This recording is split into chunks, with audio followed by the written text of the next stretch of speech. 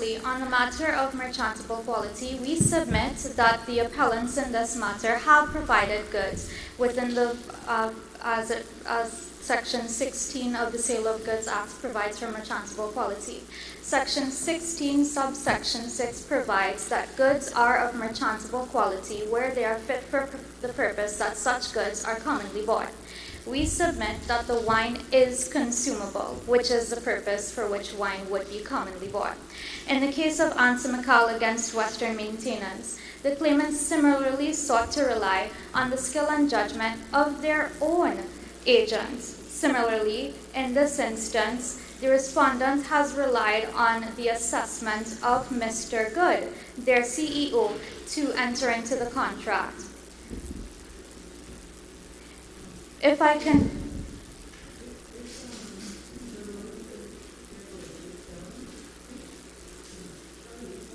of course, if I can guide my lordships to paragraph 6 of the fact pattern, the respondent was invited to the vineyard to taste the wines.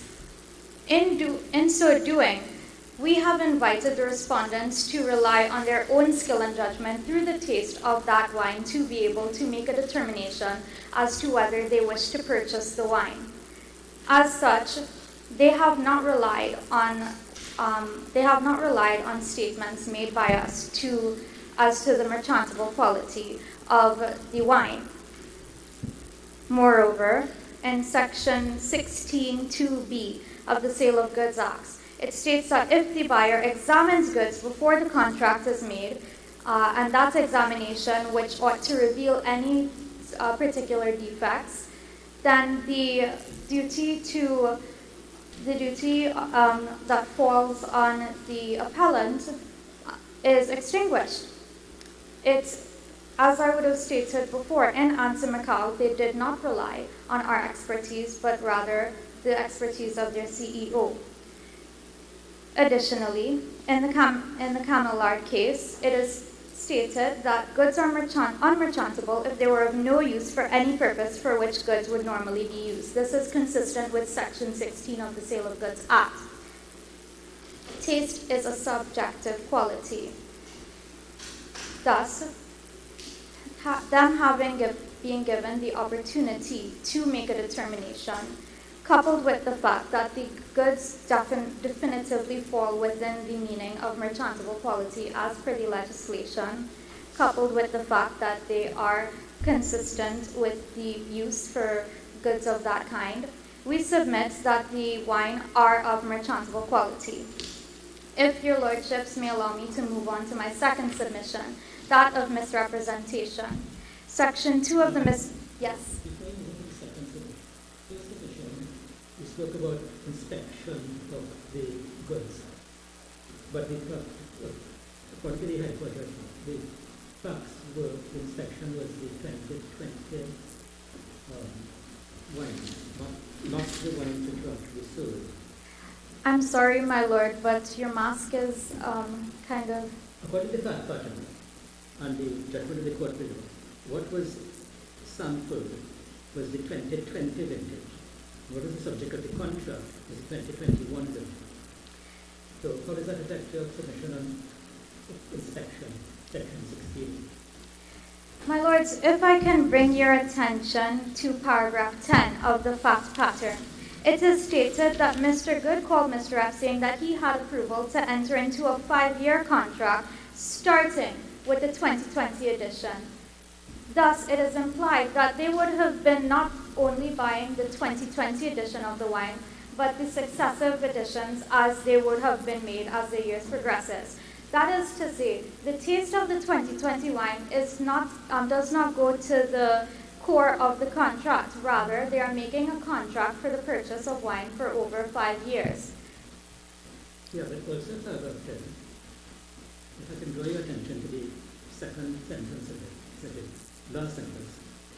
The 2020 vintage was now sold out in paragraph 6. What is inspected? Well, there was an invitation to purchase the 2020 vintage. What was actually sold was the 2021 vintage. That's not in relation to your 16.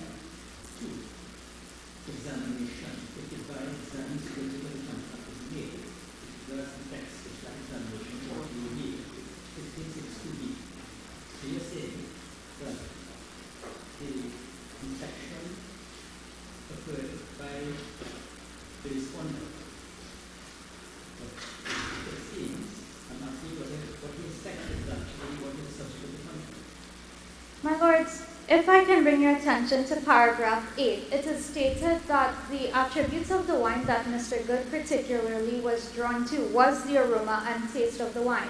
If you can refer to paragraph 20 of the facts, the expert witness testimony states that the quality and taste, particularly the aroma and taste, have been consistent. That is to say, when they are making the contract, they made it based on that taste and that aroma, not particularly the addition of the wine. This is further supported by the facts that when Mr. Good called Mr. Rep to make the contract and he was duly informed that the 2019 wine was no longer available, he proceeded with the contract notwithstanding that. And I think that that is a clear indication that the heart of this contract is not for a particular addition of wine, but for the wine themselves. But hang on. Mr. Rep stated, paragraph 11, that the wine, even basically the 2020 vintage Cabernet, was in the same taste and similar. Same quality, same taste. So even though the 2020 had run out, your Mr. Rep had said, well, okay, 2021 tastes the same quality. Am I correct? My lord, if I can correct you, they said the same quality but similar taste. They did not say same taste. And there is a difference to be drawn when they're speaking to the taste. Once again, if we can look at the expert evidence that is presented in paragraph 20 of the facts, it is stated that the quality and taste were... Which expert? The appellant's expert. And that's Paragraph 20B. Mm-hmm. Yes. He said? That the taste and aroma of the 2021 wine was superior. Mm-hmm. If I may move on to misrepresentation. Don't move on yet. Madam, just suspend the vote.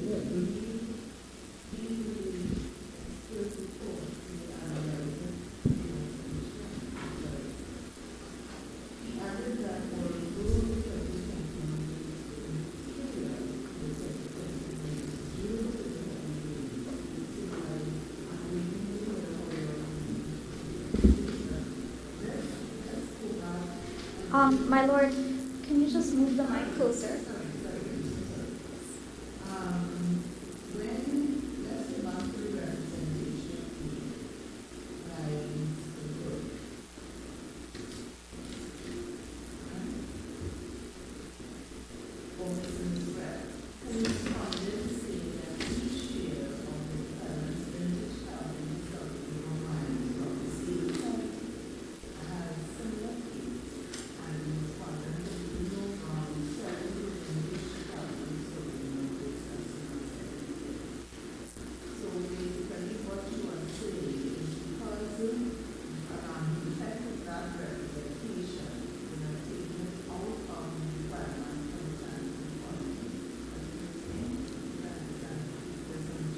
Yes.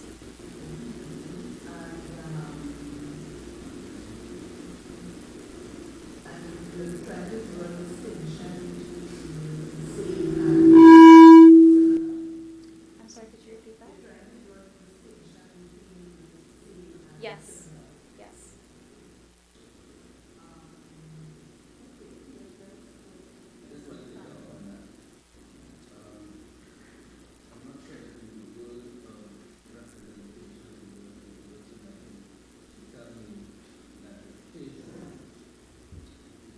One Paula's Tambon Ball is of similar taste to the 2020 Paula's Tambon Ball.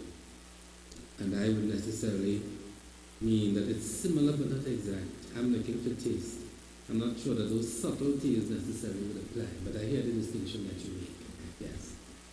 My Lord, if I may also bring your attention to the fact that the contract for the wine was for 5 years. They agreed to purchase wine that would have been made for the successive 5 years, as indicated by the phrase starting with. The case of BT against Lord Avery states that future statements do not amount to misrepresentation in that they cannot possibly be relied on. The respondents are seeking to assert that they would have relied on the statements of Mr. Good to enter into the contract. However, it is not a misrepresentation, but rather the non-occurrence of an intended event. They intend that the wines are going to be of a similar taste and same quality as the years go on. However, having those wines having not even been made yet, it is impossible to verify whether or not they are actually going to be of the same taste and similar quality. As such, it cannot be for this court to allow the respondents to duly rely on these future statements.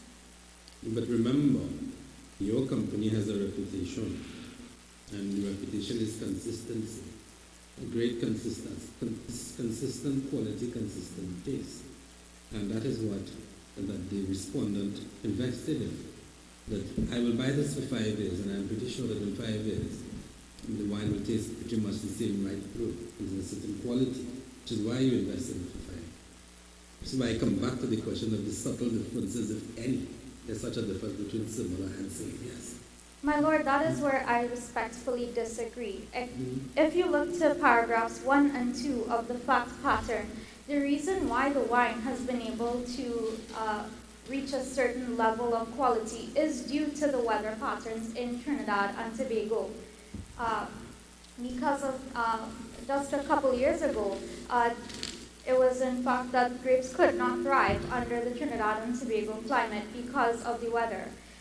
Given the nature of climate change, there always exists the possibility that there's going to be a deviation in weather, which in turn causes a deviation of the grapes' quality as they rely on the weather to thrive. Purchase of the 2021 wine was an inevitability, as I may also point out. So what you're telling me is that when your Mr. Rep is Mr. Good, so Mr. Good is for you are the appellant, you were the Mr. Rep is right. our When you were making the representation, you were saying what? The weather patterns will come into play? I am seeking to assert that because, given the nature of the wine as well as the winemaking process, you cannot rely on an assurance that the wine is going to have the same quality every single year. So hang on. So when Mr. Rep says our patterns are similar in quality and similar taste, that is subject to weather patterns? That is implicit? Yes. All right. And if I can bring your attention back to Answer McCall against Western Maintenance, they cannot duly rely on Mr. Rep's statements to enter the contract because they would have sent out an agent of their own, Mr. Good, to assess the quality and taste of the wine. And from there, they, based on his representations to the respondent, they entered the contract. In Answer McCall and Western Maintenance, the court held that there could not be a duty on the claimants, on the respondents in the case, because of the fact that they acted on the advice of their own employee. Such is the case here. Additionally, Section 2.1 of the Sale of Goods Act states that a warranty is defined as an agreement with reference to the goods that are purchased, but that are not, but where they are not collateral to the main purpose of such contract.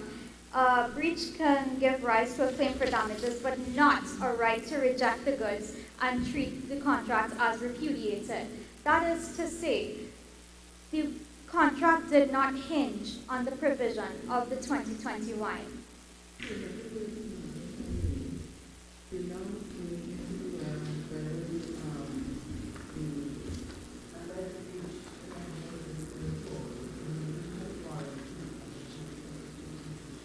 Correct. I'm would also like to point out that there is no specific purpose. There was never an indication that the wine needed to be suitable for a specific purpose.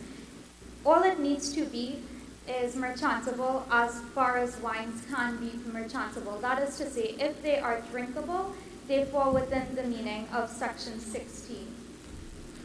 As it pertains So that when the price of $1,000 a bottle was paid, that was completely irrelevant to the quality of wine that would be expected under this contract? My Lord, if I can digress a little bit, there is no indication in the facts that there was a payment made. When the price of $1,000 per bottle was set, Yes. does that question make more sense now? Could you please rephrase, my Lord? Paragraph 10. The price of the bottle was $1,000 per bottle. Yes. Is it that the price of the bottle is completely irrelevant to the quality that can be expected under the test for merchantable quality? No, the price does not need to reflect the quality. This is the contract that would have been made with both parties cognizant of the relevant factors to be considered. That is to say, this is the price that they agreed to. Had they had any reservations to whether or not the price reflected the quality, that could have been duly raised prior to making the contract. In fact, there was a month between the tasting as well as the making of the contract. And again, they duly entered into the contract without any reservations after having had tasted a sample of the wine. So I don't think that we submit that the price is not relevant to the quality or determining whether it is merchantable. As they agreed to the $1,000 per bottle, starting with the 2020 vintage.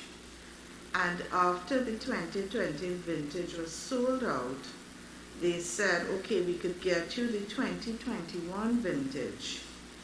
And the purchaser, remembering the statement that the wines were of the same quality and same taste, agreed to have these wines made from the 2021 vintage. What do you make of that? Once again, I submit that it does not fall on the appellant to make any representations when it is the statements of the respondent's own CEO that has caused an inducement into this contract. The respondents have not had any communication with the appellants aside from Mr. Good's interactions with the appellant. In answer, McCall, the client, I see that my time has almost elapsed. May I proceed to wrap up my final submission? Of course. Yes, you can. We interrupted her repeatedly, so we give her another 5 minutes. You can wrap this up and then go to something else. Yes. As I was saying, the only interactions that would have taken place was between Mr. Good and the appellants. Based on Mr. Good's experience at the vineyard, they entered into the contract. As it's stated in Answer McCall, where an agent of the claimant has caused the claimant to enter into a contract, the liability falls on the claimant's agent. As it pertains to failure to pay and the repudiation of the contract, the Sale of Goods Act Section 28 states that there is a duty on the buyer to accept and pay for goods in accordance with the terms of the contract. This is further affirmed by the common law position that's established in Locke, where payment is regarded as a fundamental term.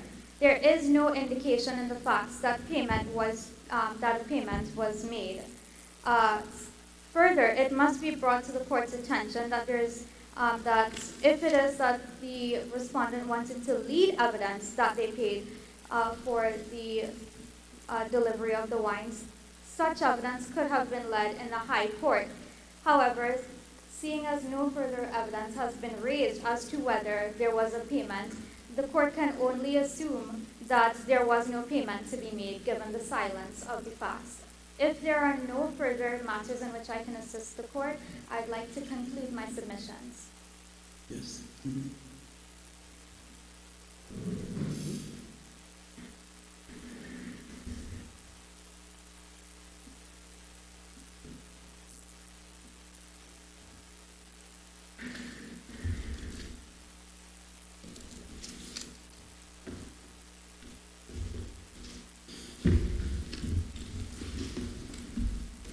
Yes.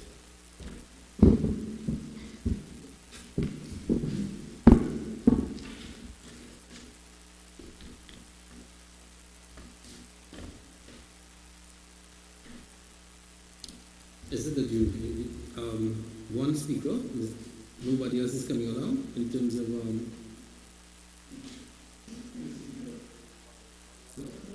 sorry? Are you finished? Completely, is there someone else following for the appellant?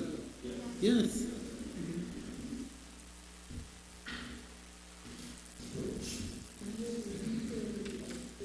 And the assessment. Great. Thank you.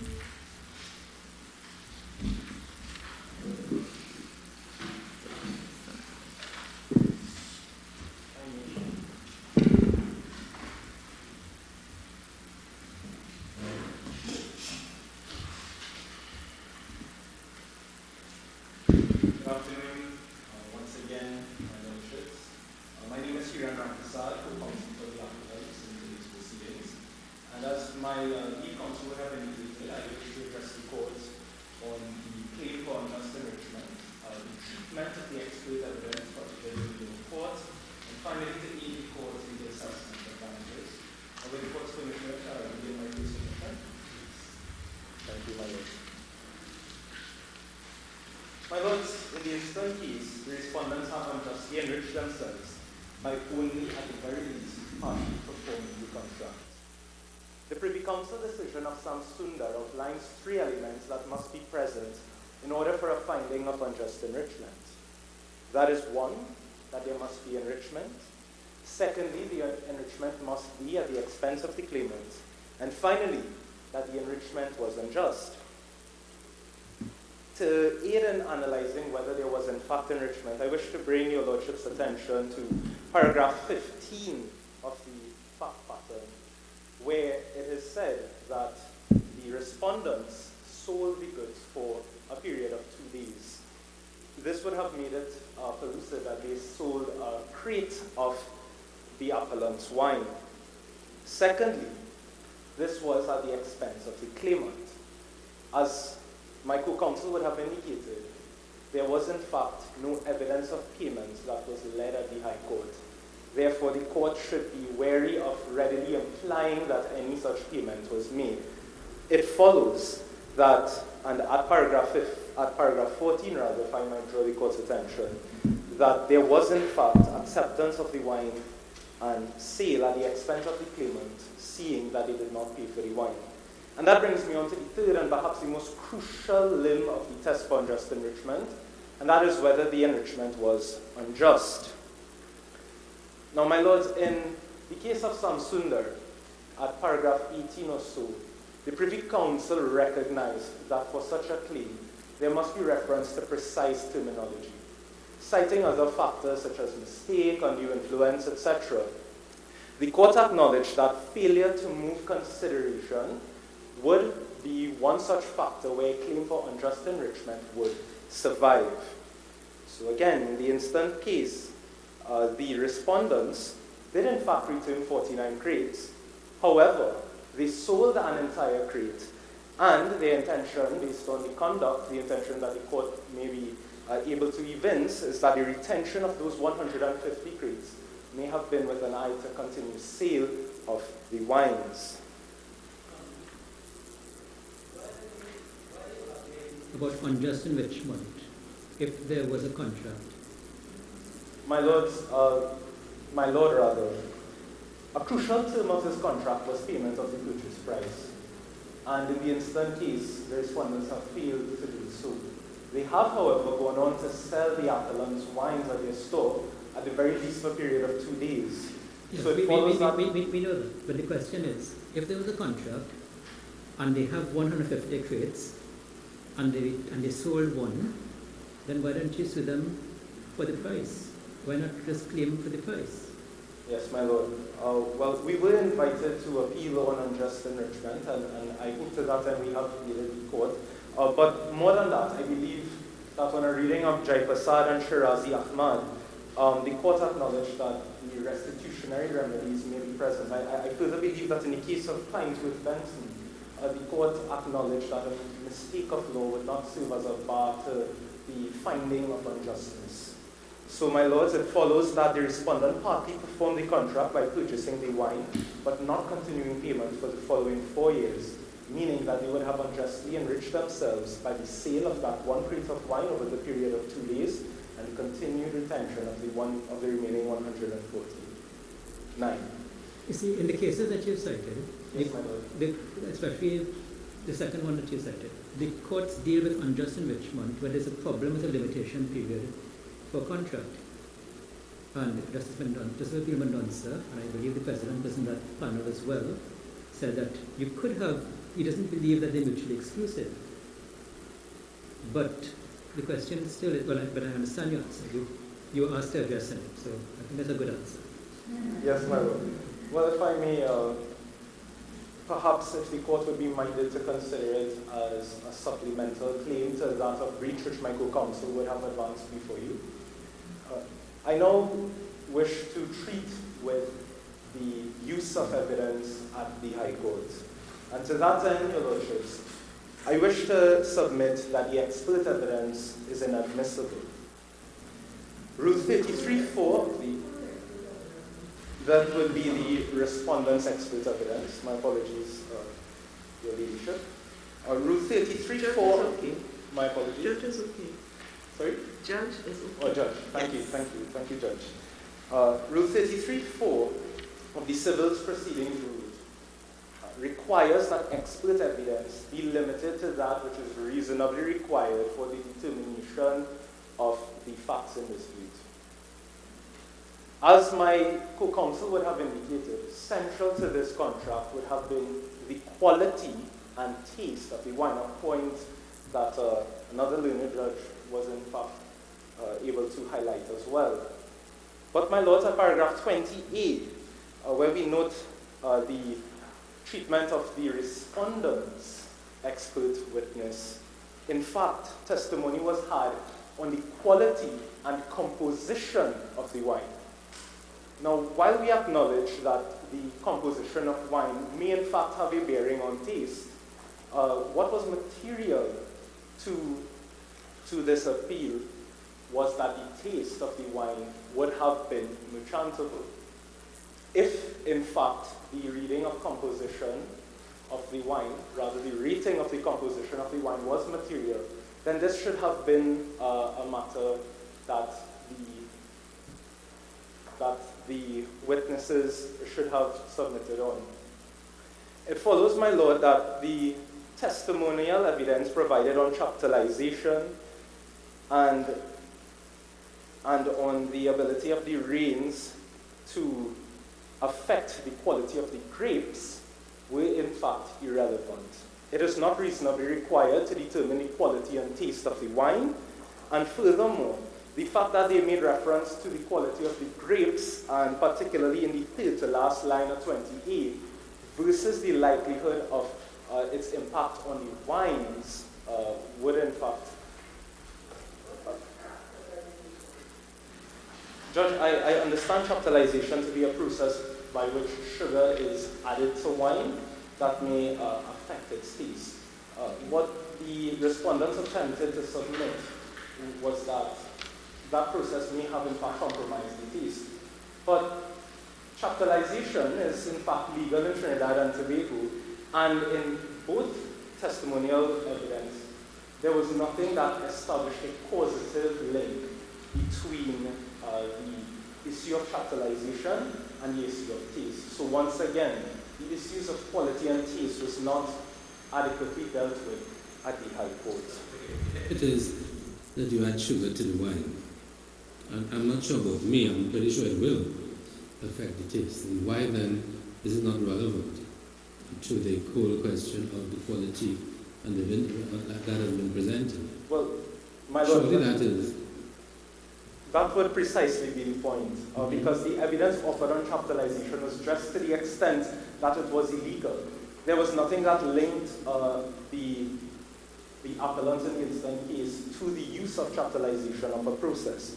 They merely acknowledged that it was illegal elsewhere, and at the High Court, a lot of reliance was placed on that evidence in ultimately finding against the appellant in today's motion. But the expert, Mr. Not Too Sure, also spoke about the 2021 grapes being inferior.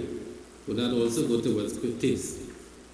Yes. Do we necessarily have to say it affected the taste, or do you leave that to the judge? If it's inferior grapes would produce inferior wines. Yes, my Lord. Inferior tasting wines, wouldn't it? Yes, my Lord. And to that extent, this is where we submit that the High Court would have placed an undue amount of weight on the evidence, seeing that this was with an eye to quality and composition, not necessarily to quality and taste. While I may not be an expert, yes. And composition, but not quality and taste. Yes. Their evidence was on quality and composition, whereas in the instant matter, what induced the contract would have been the quality and taste of the wine. When you say composition, what do you mean? My Lord, I understand composition to perhaps refer to the chemical composition of the wine or the arrangement of ingredients. And wouldn't it affect the taste?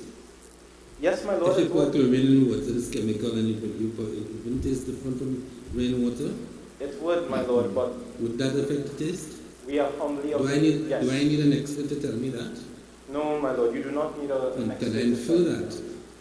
Based Yes. on the expert evidence? Yes, it can be readily inferred, my Lord. And in those circumstances, did you not say then that it is relevant? No, my Lord, I would not. Reason being, if composition was in fact determinative in making a positive finding for taste, then there should have been a direction by the trial judge to advise on composition. Facts are silent to that matter. Right, but is it then that this the expert evidence is inadmissible, or is it that it's a question of weight? Admissible, but what weight do you attach given what he has said, and to the extent that much of what he may have said according to your submission may well have been irrelevant? To that end, my Lord, we submit that perhaps the only admissible portion of the evidence would be that tendered on the quality of the grapes. Not so much admissible, but weight. It is admissible, but you attach no weight to it, or you think it may not be relevant. As opposed, or to the extent that it says things that are irrelevant, you don't pay it much mind, as we say. Or is that as opposed to not having it in evidence at all, which is inadmissible. I pray that the court treats with matters of weight in that regard, as opposed to one purely of admissibility. No, I haven't said it's not. I haven't said it's admissible. I'm asking. I'm guided, my Lord. Right? Is it admissibility or is it weight? But we hear you. Yes. Thank you, my Lord. If I may. But the question of taste and so on, that might be subjective, but the question of bacteria in the product is different. What do you say about his evidence that it was likely, it had developed a bacteria? The grapes, it was likely the grapes had developed bacteria, or a bacteria is plural, and was likely to cause harm to human health. What about that? I mean, that can't be irrelevant because it goes straight to merchantable quality. Yes, my Lord, it would if the matter of the grapes itself was what would have mattered. In the instant case, it was the, apologies, Judge? Where does the wine come from? The wine does in fact come from grapes. However, what the bacteria affected was not the grapes. Rather, they claim that the bacteria affected sealed bottles of wine.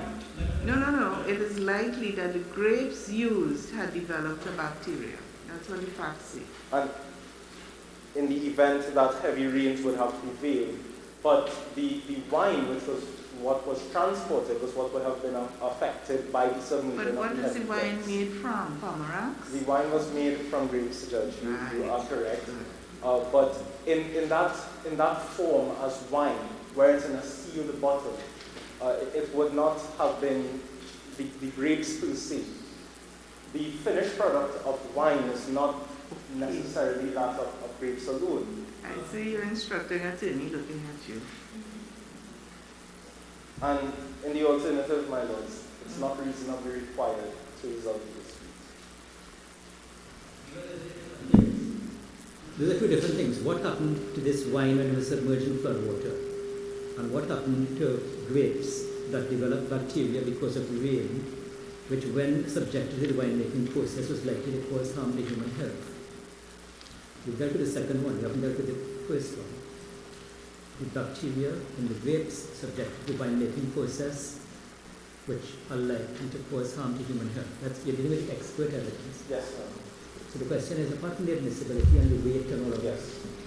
that, this goes straight to merchantable quality. Yes, yes, my lord. And why do you say that it was wrong, therefore, for that to have been taken into account, for this expert to be taken into account? We acknowledge that while bacteria may affect the quality of grapes, that the extent of that bacteria and its influence on the bottles of wine was not adequately dealt with. In fact, what was dealt with was how the bacteria affected the grapes alone. But to the instant matter, it would have been how the bacteria would have interacted with the prepared product of the bottle of wine. Something you're heading towards saying something which I thought you were going to say. Basically, you can't tell the difference between the bacteria subject from flooding and the bacteria from grape making process. But, okay, go ahead. I am guided, my lord. Finally, your lordships, if I may address you on... In other words, the expert report submitted by the appellant is the preferred. Yes, It's to be preferred. Yes, Judge. Yes, in the final analysis, the expert evidence that was tendered by the appellant ought to be preferred. Just have one question.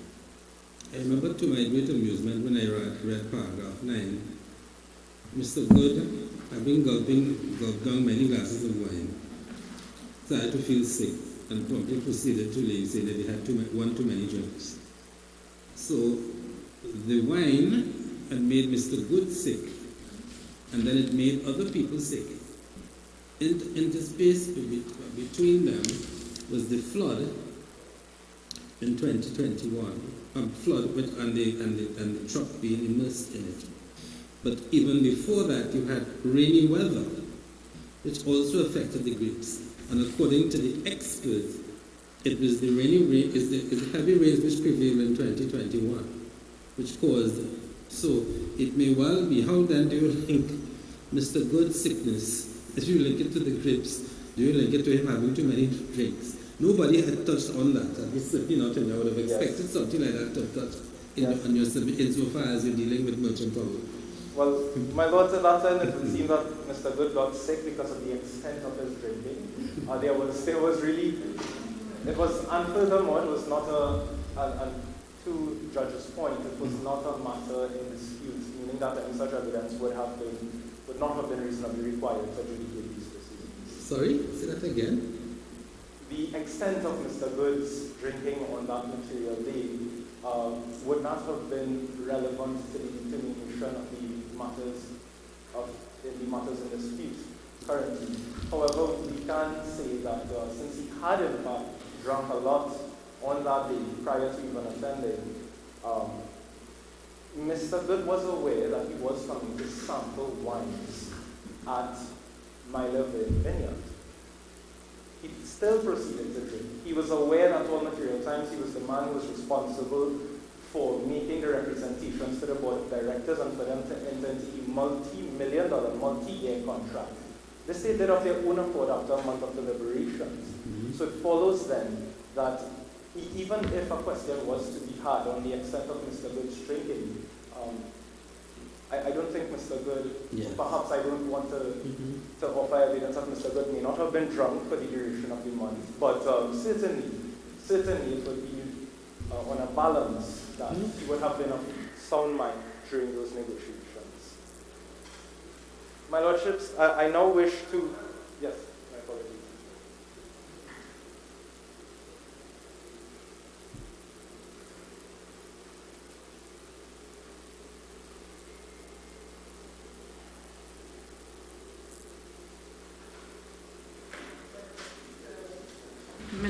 Good Mr. Good fell ill after drinking the 2020 vintage. After a long day of drinking, The 2020 vintage, not the 2021 vintage. So how do we make that?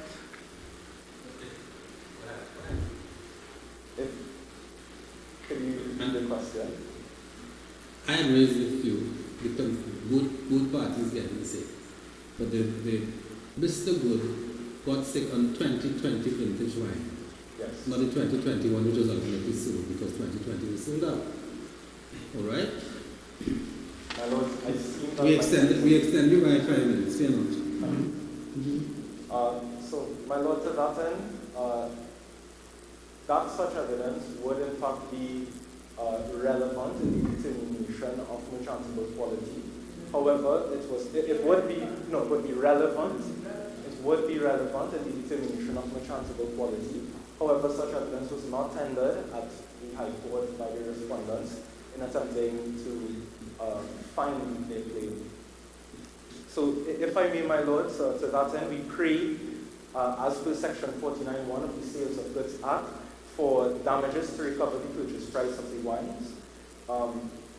Under the heading of special damages, we claim basic pecuniary loss for the loss of benefit of the contract for the remaining 4 years, applying the principles in Campbell Provisions Limited and Barnett Trading Company. Since the respondents would have ordered 20,000 bottles of wine a year for the 4-year period, this amounts to a gross total of 80,000 bottles of wine. This we had contracted for, and with a purchase price of $1,000 TT per bottle. After computation, the figure for special damages would be $80 million TT. And further, while I'm aware that there is... Where do you get the 20,000 bottles a year from? My lord, each crate, Yes, I know. Each crate yes, has 100 after bottles. doing the calculations, Yes, my question is, I know how much a crate has. A crate has 100 bottles. My 20,000 question is, why bottles did you say the 200. contract, I'm speaking, why do you say the contract was 20,000 bottles per year? Well, my lord, it's a multi-year contract for a period of 5 years. Paragraph 10. Yeah. Look at the High Court judge's findings in paragraph 10. Yes, we entered into a 5-year contract with the respondent. A contract for the purchase of 20,000 bottles of the wine. Vintage Cabernet Sauvignon at $1,000 per bottle. Yeah. Yes, so that $1,000 represents the purchase price. Yes. We are claiming for the remainder of the benefit of the contract for the remaining 4 years. So, your lordships, we're minded to find that they did in fact make a part payment. So, again, we need to reiterate that there was no evidence of payment being made in the first place. Yes. Get 20,000 per year from. We know that 20,000 bottles at 1,000 bottles is 20 million. We know that. We know a case has 100 bottles in it. We know that too. What we don't understand is why you're claiming for 100,000 bottles purchase price as opposed to 20,000 bottles when there's nothing that says the contract is 20,000 bottles per year. Well, my lord, we made an inference based on the conduct of the parties. Since there would have been an Contract? my apologies, Judge. Is this a written contract? What's the surrounding circumstances would lead you to make such an inference? So, at paragraph 10, it is stated that he had received approval to enter into the 5-year contract for the purchase of 20,000 of bottles of the Cab Sav, starting with the 2020 vintage Cabernet Sauvignon. Interpret this to mean that over the 5 years that he would purchase 20,000 bottles? No, Judge, because paragraph 12 states that on or around the 10th of December 2021, the respondent received 20,000 bottles.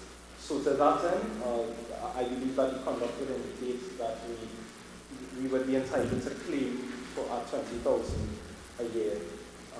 In the assessment of general damages, your lordships, in Groom and Crocker, the court awarded damages for loss of sales following on from a loss of reputation. In the instant case, the respondent at paragraph 17 would have published in several newspapers that the appellant's wines were inferior and was the worst wine that anyone could buy. As a result, the appellant could presumably have suffered a loss in the reputation, especially given the nature of the accusations.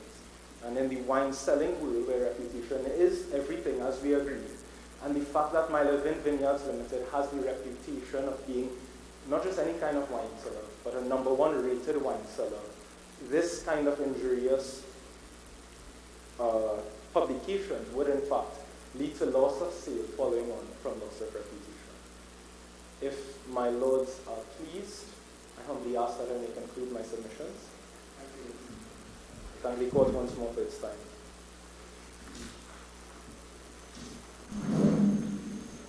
Yes?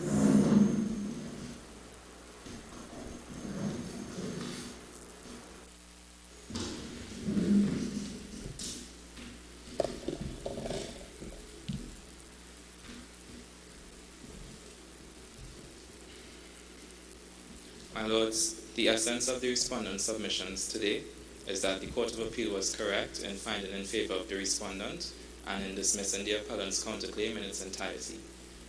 Our submissions will be framed in the context of the 6 issues as itemized on page 2 of the respondent's skeletal argument, which is before the court.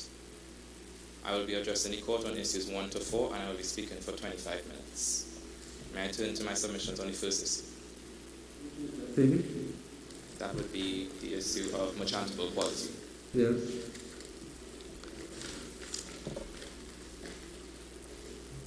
My lords, under section 16.2, there's an implied condition that goods sold are of merchantable quality where they are sold in the course of business.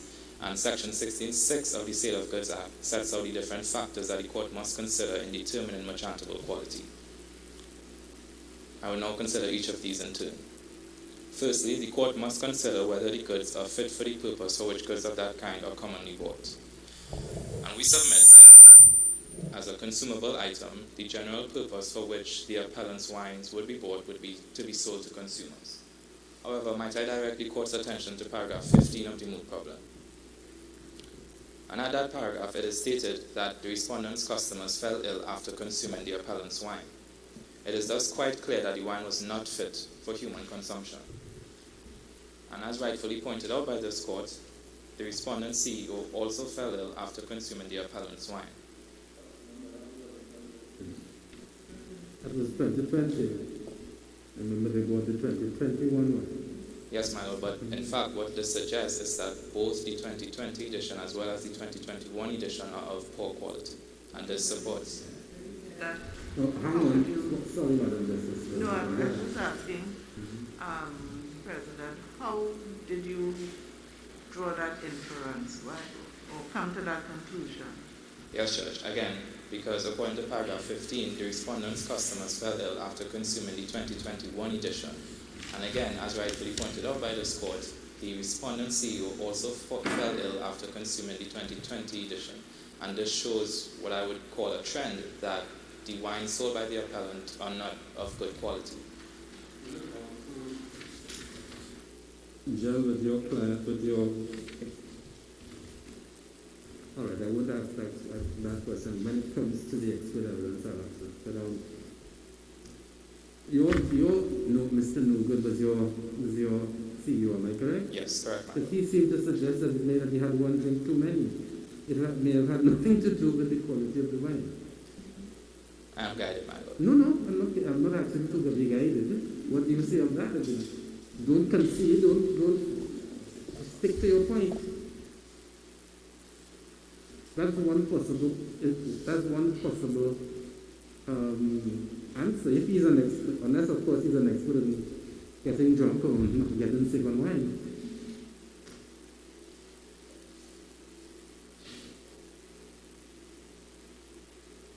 Alright, so but your point remains that it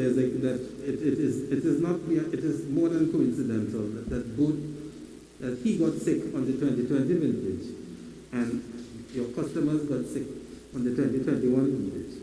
And it suggests a consistency in lack of quality. Yes, ma'am, that is exactly correct. Yes. Yes, Judge. And this brings me to my next point. Section 16.6 also allows this court to consider all other relevant circumstances. And we submit that in this case, a particularly relevant circumstance is the impact of the wine on the health of consumers. And on this point, we wish to rely on the case of Wren versus Holt, which can be found at tab 4 or page 9 of the Respondent's Bundle of Authorities. And in this case, the defendant sold beer which was contaminated with arsenic to the plaintiff, and the plaintiff's health was injured. It was held that the beer was bought by description under Section 14.2 of the then UK Sale of Goods Act of 1893, and therefore the defendant was liable as the beer was not of merchantable quality. Therefore, my lords, the appellant's wine, being injurious to the health of consumers as aptly set out in paragraph 15 of the moot problem, shows that the appellant's wine cannot be regarded as being of merchantable quality. Additionally, the court must consider the description applied to the goods. And according to paragraph 11016 of Benjamin's Sale of Goods, which can be found at tab 2 of the Respondent's Bundle of Authorities, statements as to quality can form part of the description of goods. And according to paragraph 9 of the moot problem, the appellant's CEO described all of the appellant's wine as being of the same quality. He therefore imputed that the 2021 edition would be of a quality similar to that of the 2020 edition, and quite clearly this was not the case. On the matter of price, my lords, is that because you rely on misrepresentation as well for that statement. The offence submission is that you can't have a misrepresentation with respect to future facts. And if you have a statement which clearly you don't have the basis for it, because going forward it's a 5-year contract, and there may be other vintages that are the subject of this contract, where he's not in a position to make any statements about, then why would an expert, your CEO, Mr. Good, why would he, as an expert, rely so heavily upon a statement that, all the wines are the same quality and the same taste, when he's an expert? He knows that each year you have a different grape crop. well, my lord, he would have relied on Mr. Misrep's skill and expertise being the CEO of the appellant, which again is a reputable wine manufacturing company who since 2019 has been receiving numerous accolades for its wines. And therefore we submit that it would have been entirely reasonable for our CEO to rely on the description applied to the wines. Your client prides itself on having the finest selections of wine available to its customers and has representative sample wine prior to stocking its stores for purchase. So wouldn't you assume that there's some level of expertise from your CEO as well?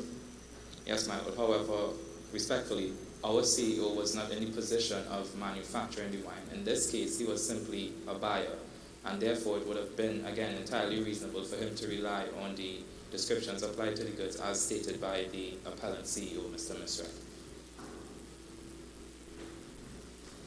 May I proceed? On the matter of price, my lords, I must say that I respectfully disagree with my learned friend, Ms. Ghani, on the point that the price is not relevant. Might I turn the court's attention to, yes, which also sets out that price is a relevant consideration. But further to that, in tab 3 of the Respondent's Bundle of Authorities, the court will find paragraph 11032 of Benjamin's Sale of Goods. Tab 3, or alternatively page 7. Yes, my lord, unfortunately your bundle would not have been tabbed. Yes, page 7. Of the, yes, I think I hold. Benjamin Sale of Goods? Yes. Yes. Yes.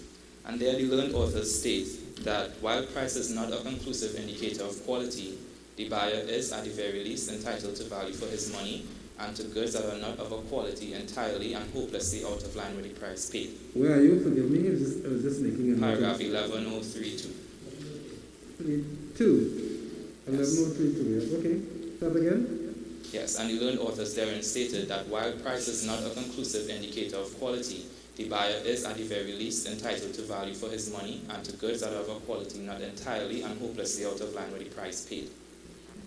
So therefore, my lords, it should be noted that the respondent paid the exorbitant contract price of $20 million for the appellant's wine, and yet still received a quality that was subpar to such an extent that the respondent's customers fell ill after consumption. And therefore, we submit. Is there evidence of payment? Your friend says that no payment was made, and there Yes, seems to ma'am. be a dispute as to whether payment was made or not. Yes, ma'am. This would bring me into my submissions on the issue of breach of contract. However, I am prepared to answer the court's question. Might I turn the court's attention to paragraph 11 of the moot problem? The moot problem. The moot problem. The factor. Yes. And there it is stated that payment was to be made on delivery. That says payment was to be made on delivery. Yes. It also talked about a 5-year contract. And then paragraph 12, suddenly 20,000 bottles turned up. It doesn't say that payment was made. Yes, ma'am. Paragraph 19, where the appellant counterclaimed a breach of contract for failure to pay for any of the goods. Yes, my lord. That Under is. paragraph 15, where Mr. Good called Mr. Rapp and decided the money received a refund of the entire 20,000 bottles purchased, which is also deliberately vague because it doesn't say refund of the price of the entire 20,000 bottles purchased. It says refund of the bottles purchased. Yes, ma'am. So we submit that since payment was to be made on delivery and the appellant quite clearly released the wines to the custody of the respondent, it must be taken that the wines were paid for. And furthermore, as rightfully pointed out by my lord, paragraph 15 of the moot problem states that the respondent CEO called the appellant CEO and demanded a refund. And I wish to turn the court's attention to paragraph 15 of the moot problem, where it Yes. states that the respondent CEO called the appellant CEO and demanded a refund. And at this point, I wish to turn the court's attention to tab 7 of the respondent's bundle of authorities, or page 37.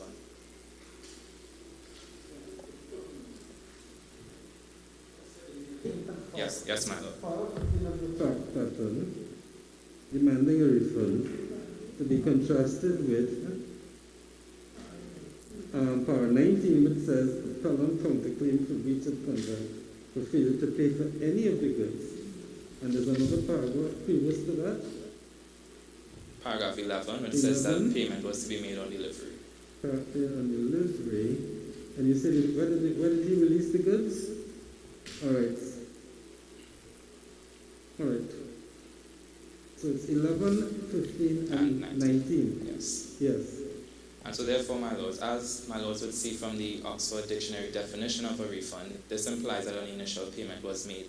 And so therefore, admittedly, while the moot problem is clearly vague in this regard, we submit that all available evidence points in favor of the conclusion that payment was made, while there is not a single iota of evidence to suggest that payment was not made, with the exception of the appellant's, what we would describe as a misguided claim for breach of contract. So you don't think that if it is that $20 million had been paid, that somebody would have expressly said after $20 million was paid, 20,000 bottles were delivered? You don't think that's something that, the absence of that is something that, if it's not expressly stated, that one can infer it didn't happen, especially since the appellant is claiming for the money, is claiming the money that should have been paid, it says failure to pay for any of the goods. Yes, ma'am. This would bring me back to my 2 points on the fact that payment was to be made on delivery and the appellant released the wines to the custody of the respondent. And so it begs the rhetorical question, why then would the appellant release the wines if payment was to be made on delivery unless payment was in fact made? And further to that, the very fact that the respondent CEO demanded a refund, again, this implies that an initial payment was made, because you can't demand a refund without having first made an initial payment. Made any payment at all. Yes, correct. Your client was a very large distributor, a subsidiary of a worldwide distributor with a reputation. You don't think that it's not that odd for 20,000 bottles to have been delivered based upon the reputation that your client was a big company with a reputation in the wine industry? Yes, my lord. While I take my Lord's point, the moot problem is silent on any, for example, credit facility or anything of the sort being extended to the respondent. Okay. And so therefore we So submit that, be inferred yes. in your favor. Yes. Understood. Okay. Well, my Lord, that would have essentially been my submissions on breach of contract. So may I refer to my submissions on merchantable quality?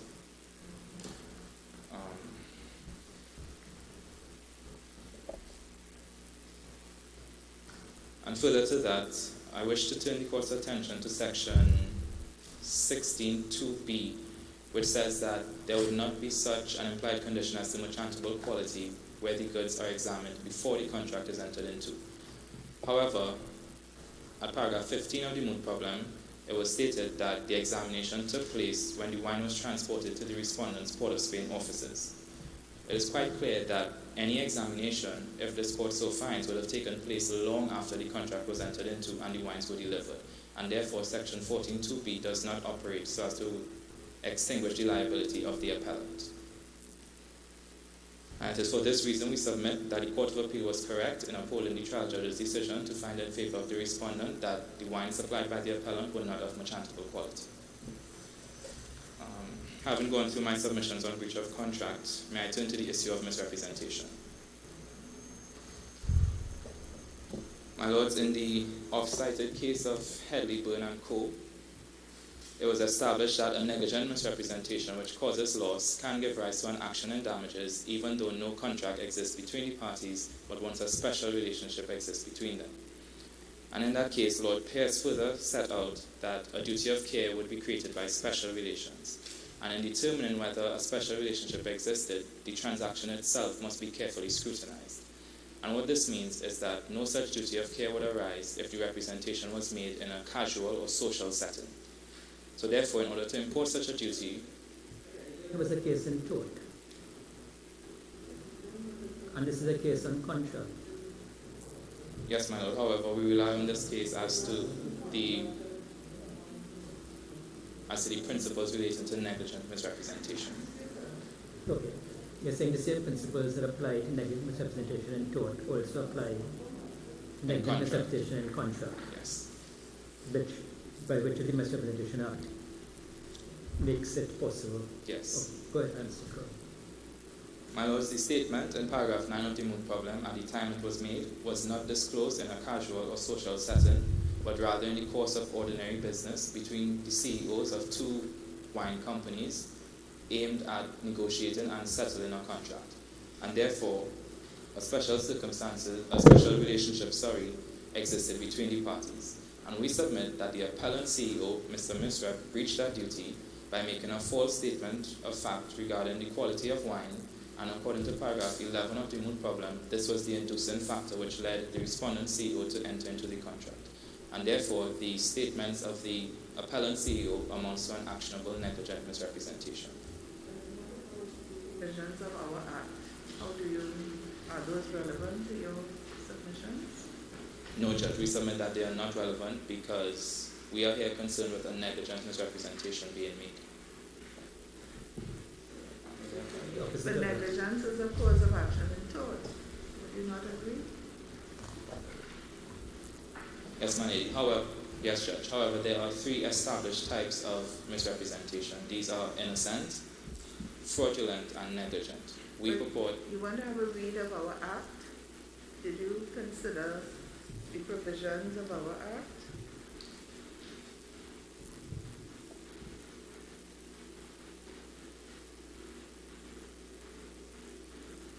Yes, Judge. So section 3.2 would apply in this context to say that a misrepresentation having been made otherwise than fraudulently, and we submit that it was made negligently, entitles the innocent party, which in this case is the respondent, to damages or rescission. And as my learned co-counsel will address the court on, we are seeking damages. But what about section 2?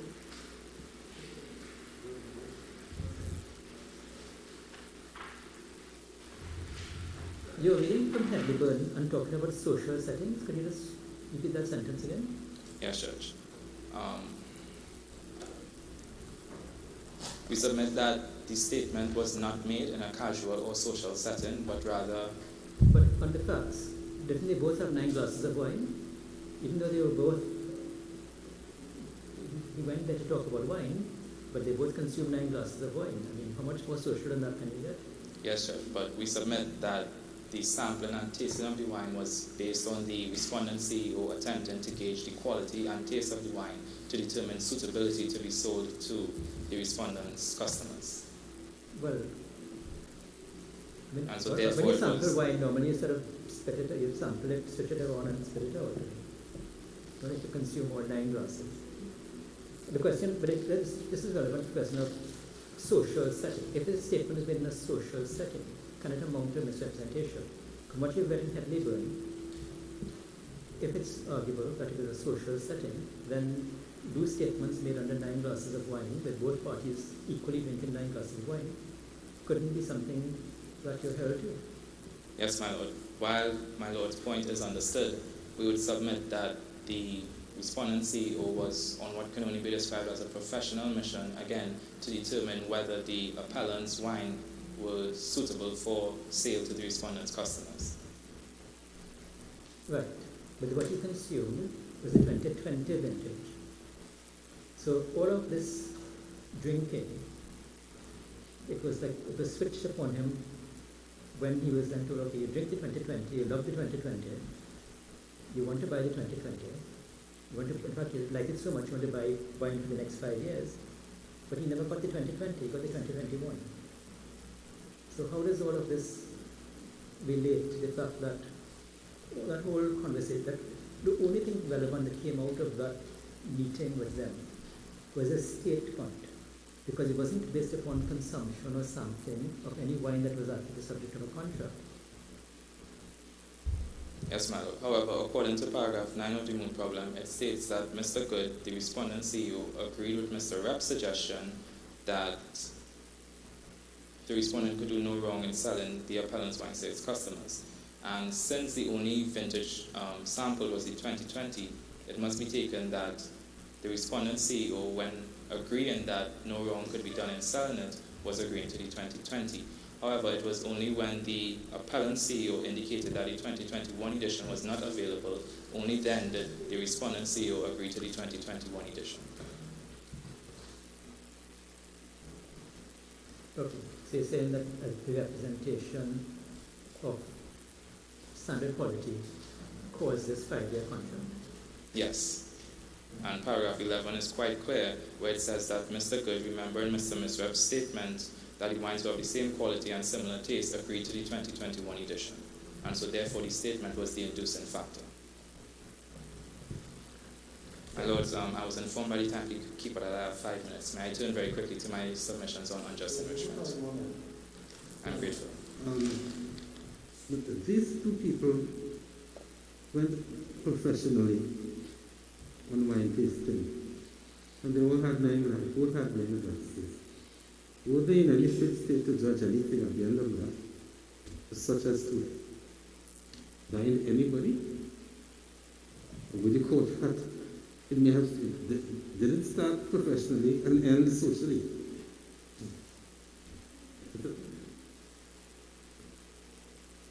Yes, my lord, even if it were to be... You're Mr. Good, I think Mr. Good was yes. If you're Mr. Good, am I correct? Yes. Said he's had one too many. Was Mr. Good in any fit state to make any assessment of the quality of the wine? Yes, my lord, but we would submit that he would have determined whether the wines were suitable for sale during the wine tasting and not necessarily at the end of his consumption of the 9th glass. Right. Was this ultimately a professional setting? I mean, when you go to wine tasting, do you have, unless it is, if you had a variety, is it that they were sampling multiple bottles of wine in different this Cabernet? It couldn't be. I hear you want to hear the good of your submission, but the question does remain, given what seemed to have transpired between them, whether it really was in fact a professional gathering, but I hear your submission. So, yes. Guided, my lord. Yes, you can move on. Yes. My lords, on the issue of unjust enrichment, my learned friend Mr. Rampasad would have cited the local Privy Council case of Samson versus Capital Insurance Company Limited.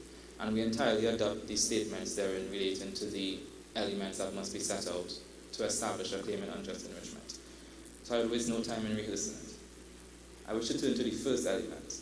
And according to... One second, my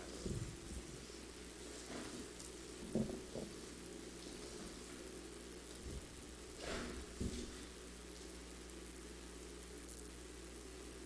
Might I turn the court's attention to Goffin Jones, the law of unjust enrichment, at paragraph 404, which can be found at tab 10 or page 100 of the respondent's bundle of authorities. Page 1. Page 100 or tab 10. Yes.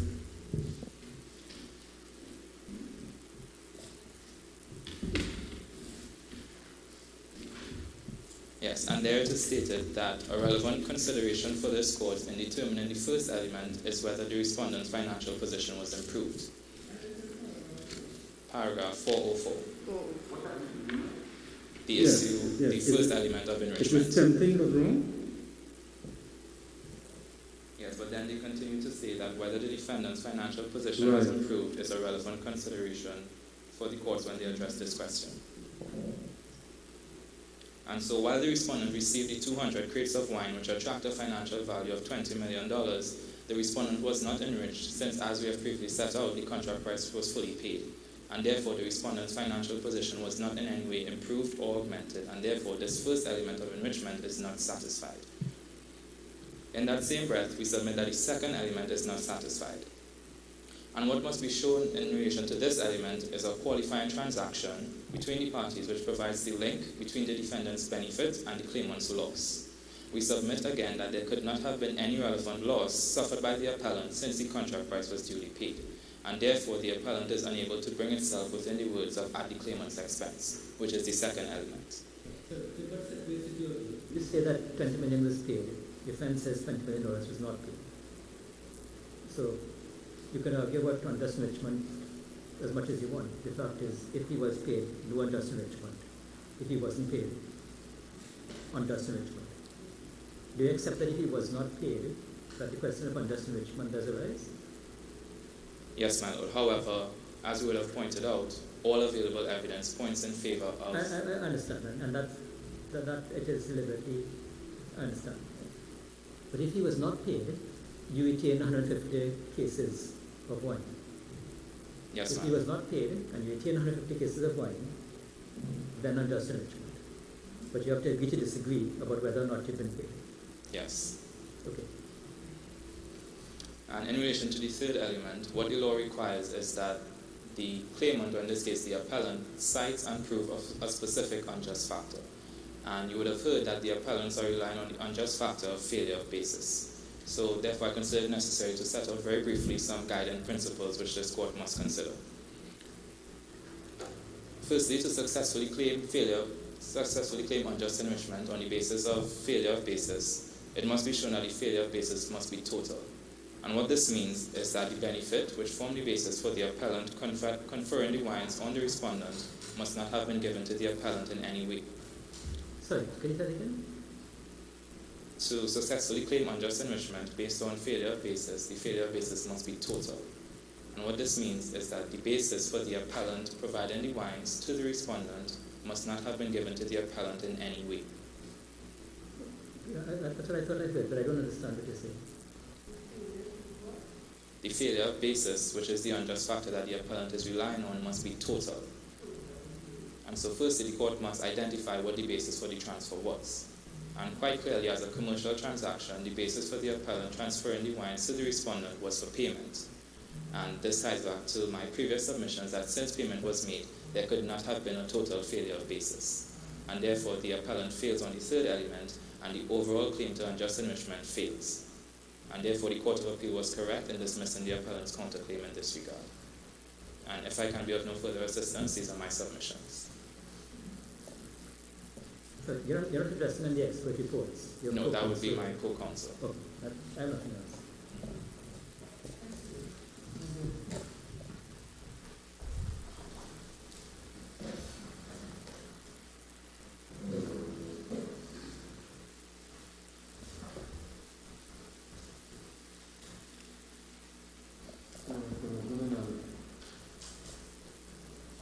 pleasant good afternoon, honorable judges. I, Brandon Rabunana, for the respondent, will be addressing the honorable court today on the broad issues of the treatment of expert witnesses in this matter, as well as the assessment of damages.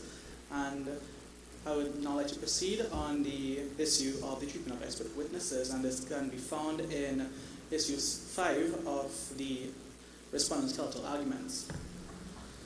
My lords, I will begin by saying that the treatment of expert witnesses in a civil matter is governed by Part 53 of the Civil Proceeding Rules.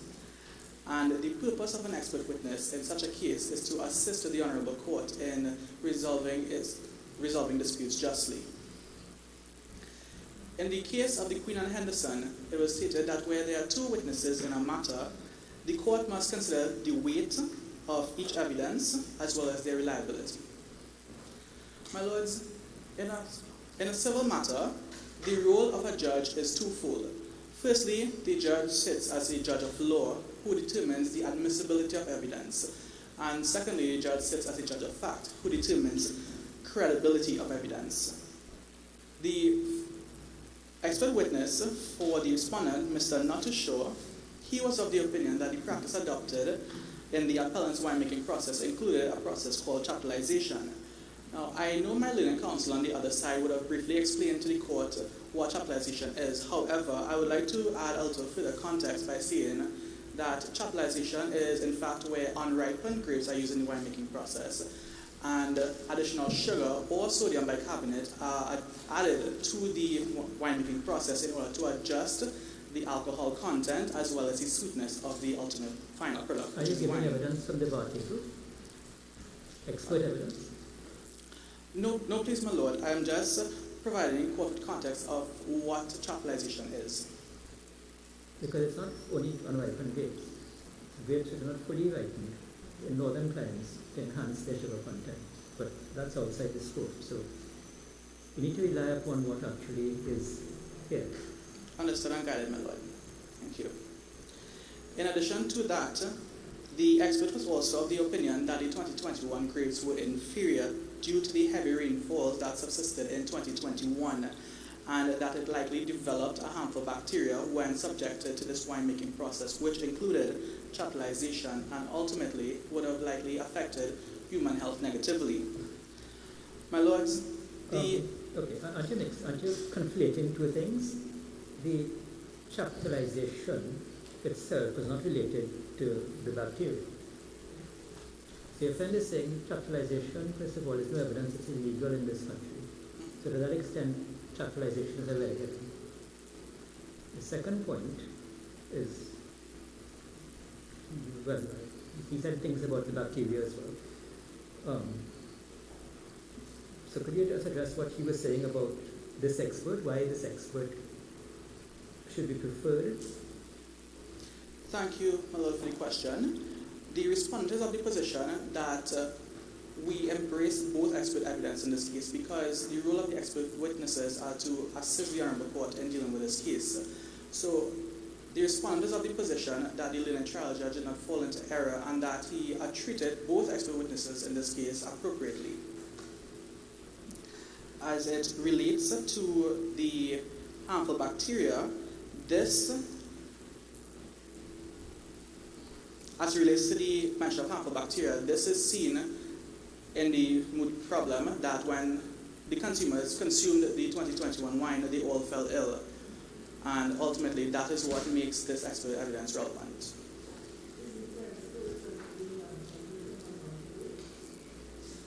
I do apologize, Judge, I didn't hear the question. Agree on anything about these grapes? Yes, please, my lady. Yes, please, Judge.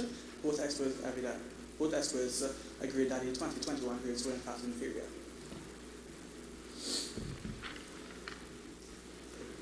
I didn't hear. Both experts agreed 2021 grapes were inferior? Yes, both expert evidence in their... Taste, okay, I see, but taste. Thank you.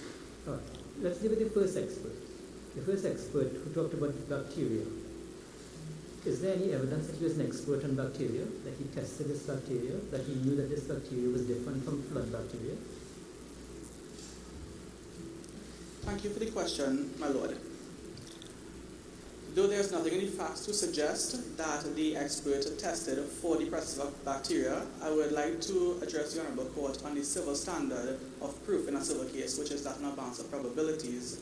Therefore, it is the respondent's humble view that more likely than not, the grapes which likely contained the sample bacteria would have resulted in the harm to human health, which is why... Say that again? It's more likely than not that... Yes, please, my lord. It's more likely than not that the wine which contained the harmful bacteria resulted in harm to human health. Okay. Many things there. Now you're addressing on the expert report. And you're saying, look at both expert reports help. That's what you're saying. With respect to the first expert report, the question is, this expert, has he established expertise, relevant expertise in relation to bacteria? He's talking about wine, but he's also talking about harmful quality of grapes, okay, but then he's talking about harmful bacteria, and then he's very thin on what type of bacteria these are, whether he actually did a culture of bacteria, whether he got that culture from the bottles themselves. So is this a matter, although it's in an expert report, must one accept everything that's in an expert report, or must you look at an expert report critically? Thank you for the question, my lord. Though I agree with my lord in saying that one must not wholeheartedly accept everything in the expert report. However, based on the civil standard, it is likely that the grapes, or the wine rather, resulted in human health. Therefore, this would assist the Honourable Court in determining that, well, it goes to the ultimate issue of the respondent that the wine were in fact unmerchantable. And I think either party cite Corvella.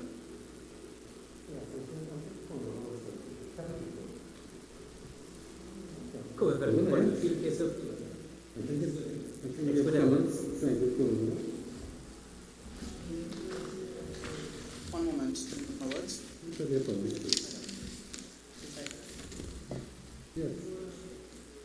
The cited Corvella at tab 24, not tab 24, the citation of 24, number 24.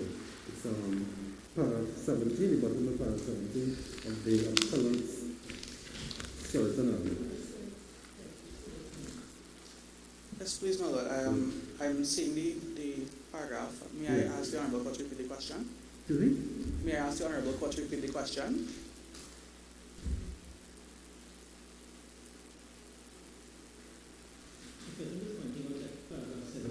Of the other side submissions.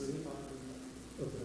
Madam, whether Corvella was cited, and I was simply pointing out that it was cited by the appellant at the bottom of paragraph 17, footnote 24. Yes. But I think there was an exchange between Justice Ratchmore and you, Mr. Aguilar. An English criminal case, but Corvella supported many of the things that you're saying about it. Yes. But it's actually much more relevant about whether you accept an expert report wholeheartedly, or whether you examine it critically, especially when you have competing experts. Yes. But nobody's put the actual full case before the court. Unfortunately, my lord. Okay, go ahead. Thank you, my lord. May I proceed?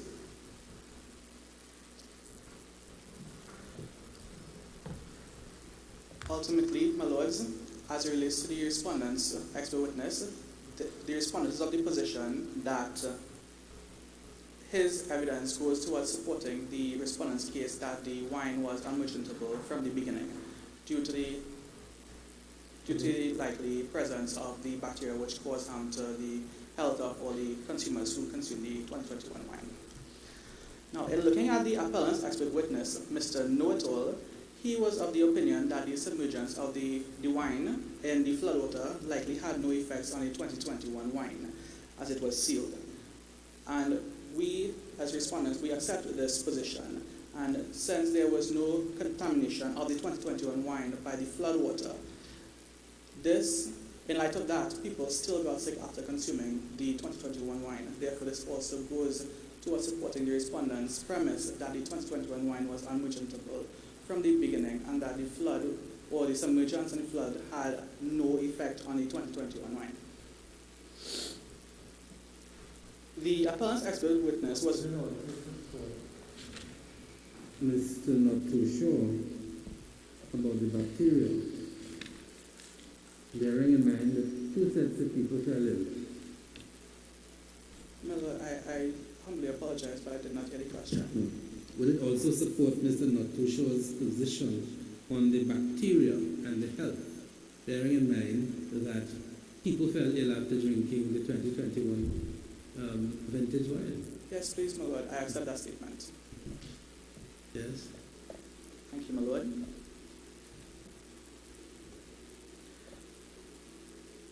His expert report is still not too sure as well. I mean, he also makes a statement as an expert, and his opinion as an expert, if he has the relevant expertise, would be given weight by a court.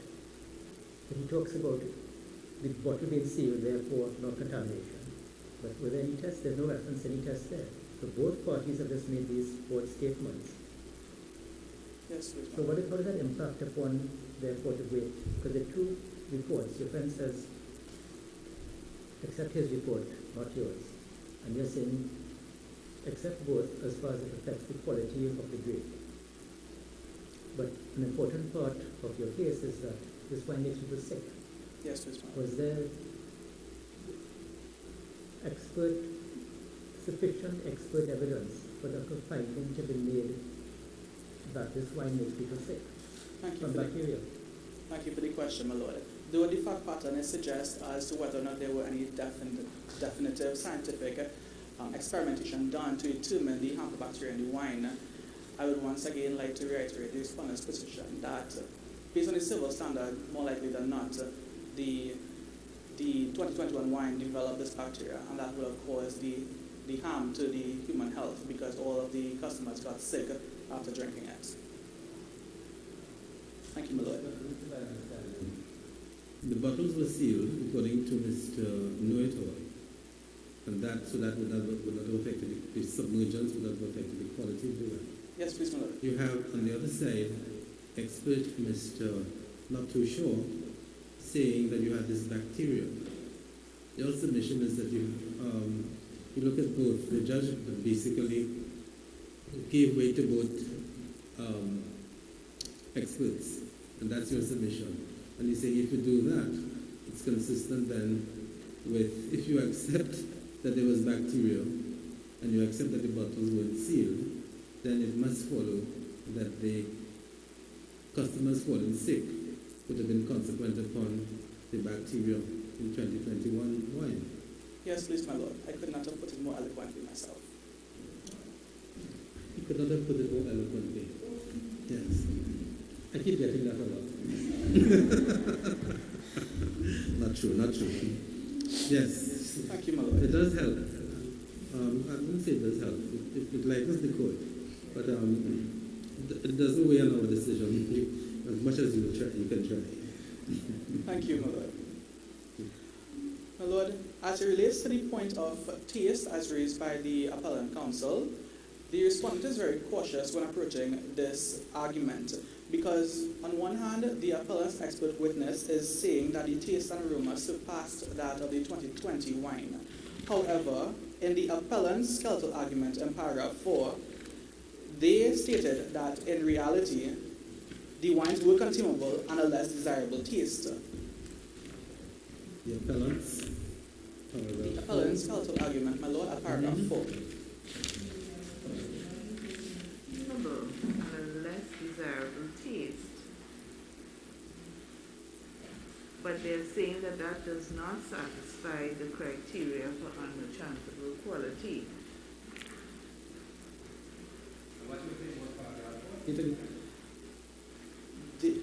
On one hand, their expert is saying that the 2021 wine surpassed the 2020 wine in taste and aroma. However, they are stating that in reality, the wines were consumable and a less desirable taste. Therefore, which is why I made a statement I'm very cautious in approaching this argument So you're saying because that they're a little inconsistent with compared. yes, They're not following what the experts, what they say one thing and the experts say something else. yes, please, my lord. Which is why, once again, I'm cautious because I am unsure of their position. However, notwithstanding the appellant's position, it is the respondent's view that taste and aroma was not an overarching issue in the matter to begin with, when compared to the bottom line issue of the matter of inferiority and the likely bacteria in the grapes. And this would ultimately go towards supporting the respondent's premise that the 2021 grapes was unmerchantable ab initio to begin with. Upon the fact that you paid $1,000 a bottle for a wine which was not of the quality that you thought it was equivalent to the 2020 vintage. Yes, You're not relying so much upon that, but upon the fact that the wine actually makes people sick. I'm relying on both the premises, my lord. Thank you. My lords, in addition, in furtherance to what the appellant's counsel was saying, they are of the opinion that the mention of chaptalization's prohibition in other countries is irrelevant and that more weight should be placed on the appellant's expert evidence. However, should my lords accept these submissions, then it is, once again, the respondent's position that doesn't ultimately derogate from the respondent's case. And this is because the respondent accepts and does not dispute what the appellant witness is saying. Thus, in answering the broad issue of how the court should treat with the evidence of the both expert witnesses in this case, the respondents are of the position that the lenient trial judge did not fall into error and that this honorable court should follow the decision of the Court of Appeal in holding the trial judge's decision. My lords, if you have no further questions on the issues relating to the expert witnesses, may I proceed to make my submissions on the assessment of damages? Thank you, please, my lord. My lords, I will start by saying that the purpose of damages is to compensate an aggrieved party. Upon interpreting the facts, it is clear that a 5-year contract was entered into for the sale of wine. And the first year in question was for the sale of 20,000 bottles of wine at the consideration price of $1,000 per bottle, and that payment was to be made upon delivery. That was 20,000 per year, 20,000 bottles per year.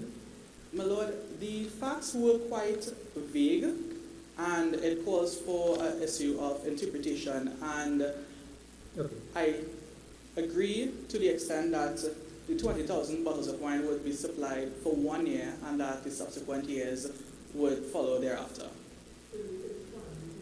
In subsequent years, but the first year is 20,000. Yes. That's what you're saying? Yes, please. Yes, please, Judge. So the 5-year contract goes towards the relationship of the supply of wine Yes, please. over a period of 5 years of an indeterminate number of bottles. Yes, please, Judge. And The number of bottles to be determined every year or something like that. Judge, there's That's what nothing you're in the saying? facts to suggest what the exact amount of bottles would be in the subsequent Yeah. years.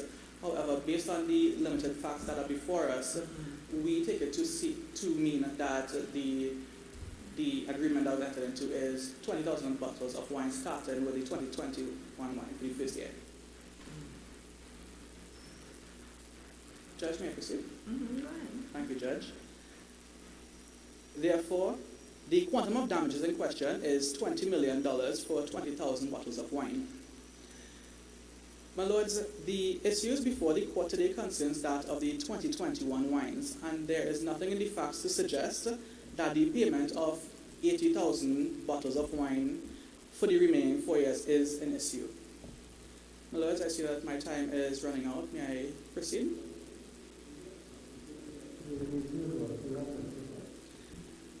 Great. There's nothing to indicate that the other 80,000 bottles is an issue, but if you're talking about assessment of damages, and if there's a contract, and if it is that you were in breach of that contract, then loss of profits for the 80,000 bottles would be an issue. Why do you say that the profits on the other 80,000 bottles wouldn't be an issue? Thank you for the question, my lord. Because what the appellants are claiming for is $80 million, and that is a quantum that is not necessarily an issue. And the respondent is of the position that if they were to succeed in claiming damages for $80 million, this would go towards violating the principle of compensation and damages, because what in fact would be happening is that the appellants would be overcompensated by $80 million when compared to the issue before the court, which concerns $20 million.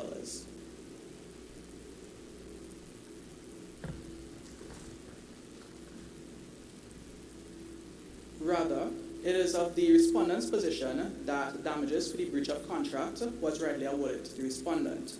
This is because, as previously mentioned by my co-counsel, there are circumstances in the facts to suggest that the respondent paid the appellant for the 2021 wine, and that it was the appellant who breached their end of the contract by supplying wines that was unmerchantable.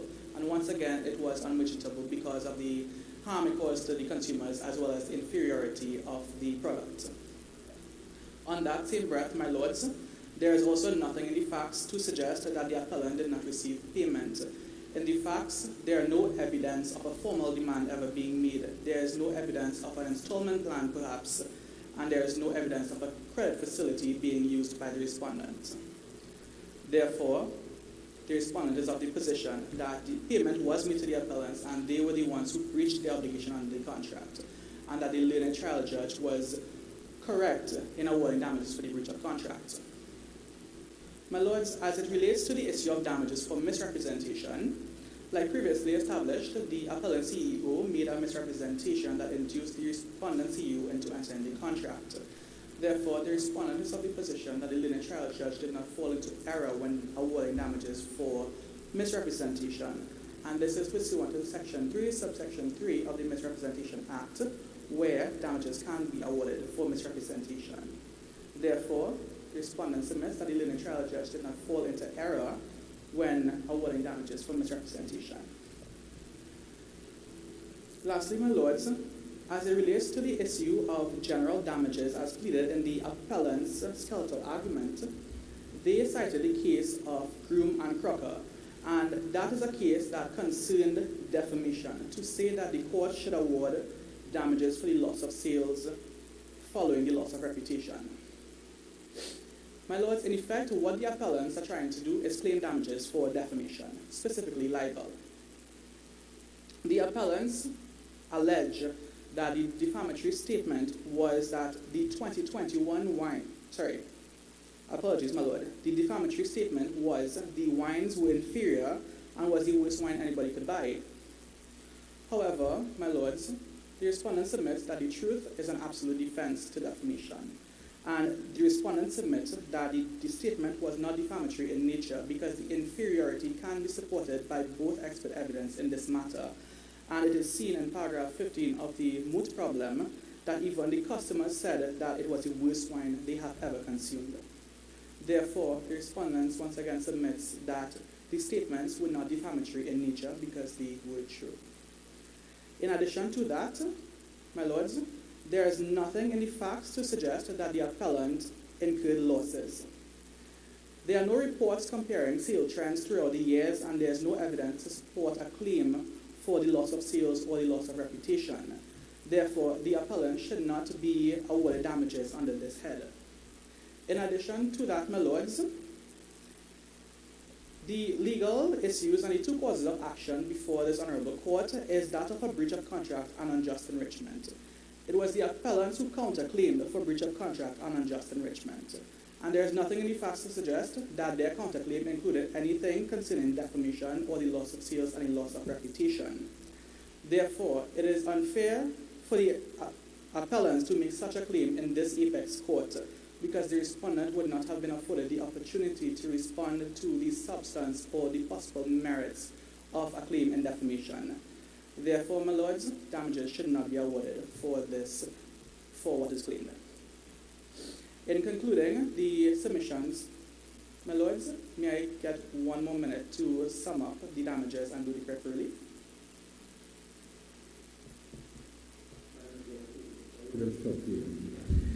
I am grateful, my lords. In concluding his submissions for damages, the respondent is of the opinion that the damages for the breach of contract and misrepresentation was rightly awarded and should be upheld, and that the damages claimed by the appellants for the loss of sales and loss of reputation should not be granted. My lords, and this concludes my submissions on damages. And in light of the entirety of the respondent's argument, the respondent praised that this honorable court declare that the Court of Appeal was correct in deciding to uphold the learned trial judge's decision in dismissing the appellant's counterclaims, that the Court of Appeal was correct in deciding to uphold that the learned trial judge allocated the appropriate weight to the expert witnesses in this matter. The Court of Appeal was correct in granting judgment and damages in favor of the respondent for the breach of contract and misrepresentation, and lastly, cost. My lords, if there are no further matters in which I can address the Honourable Court on, this is the extent of the case for the respondent. Thank you. Thank you, my lords.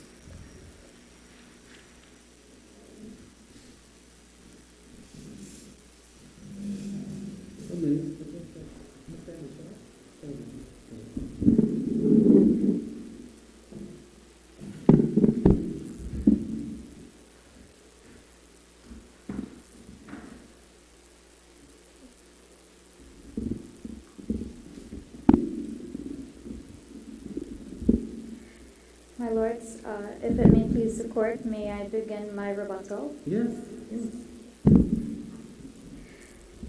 I would like to begin by asserting, firstly, the appellants fail to appreciate that we have not claimed for defamation, in which they pleaded that truth may be a defense to that action. In reality, we have claimed for loss of reputation as per Grumman Crocker. Additionally, Section 32, subsection 2 of the Sale of Goods Act states that where there is an agreement to deliver goods in installments and there is a defect in one of the deliveries, this is not an automatic ground for repudiation of the contract. That is to say, the court must be satisfied by several factors that the entire contract may be repudiated on the basis that the wine would have been unmerchantable. However, we affirm that our submission that the wine has satisfied the test of merchantable quality within Section 16 of the Sale of Goods Act. Moreover, we plead with the court that there not be weight placed on the respondent's expert evidence. That is because the respondent's expert has sought to assert that there has been a bacteria that has developed on the grapes that is likely to cause harm to human health when subjected to the process of winemaking.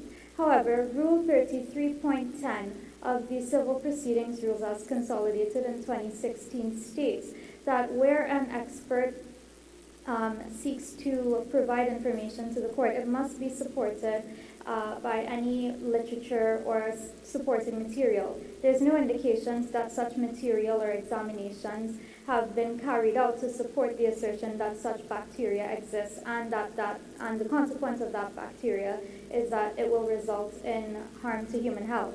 Additionally, I bring to the court's attention the case of Martin Phillip against Eric Charles, where it is stated that where a non-court appointed expert seeks to tender evidence, and he has a duty to provide assistance to the court by way of supplying information consistent with the rule in 33.10. In Martin Phillip against Eric Charles, it is stated that where that information is not supplied, it is a ground for rejection of that expert's evidence. Lastly, the respondent has sought to assert that the wine, that there has been a payment for the wine by inferring from the facts. They specifically referred to paragraph 15 and 16, where Mr. Rep would have refused the demands of Mr. Good. However, I bring to the court's attention that in paragraph 16 it stated that Mr. Rep not only refuses the demands, but he also asserts that Mr. Good is trying to scam the respondent. That is to say, if the court is willing to entertain the possibilities by inferring from facts that have been silent on whether a payment is made. I would like to illuminate the court to the possibility that by Mr. Rep saying that that Mr. Good is attempting to scam him, it's a possibility that they have not paid for the wine, and the scam that he's referring to is that they have not paid for a wine and are now requesting a refund. This is a plausible possibility that that I wish to allow the court to consider. If there are no further matters in which I can assist this court, I would like to conclude my rebuttal.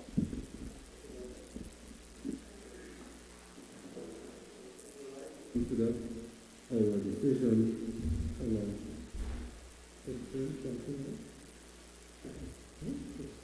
30 minutes. Thank you.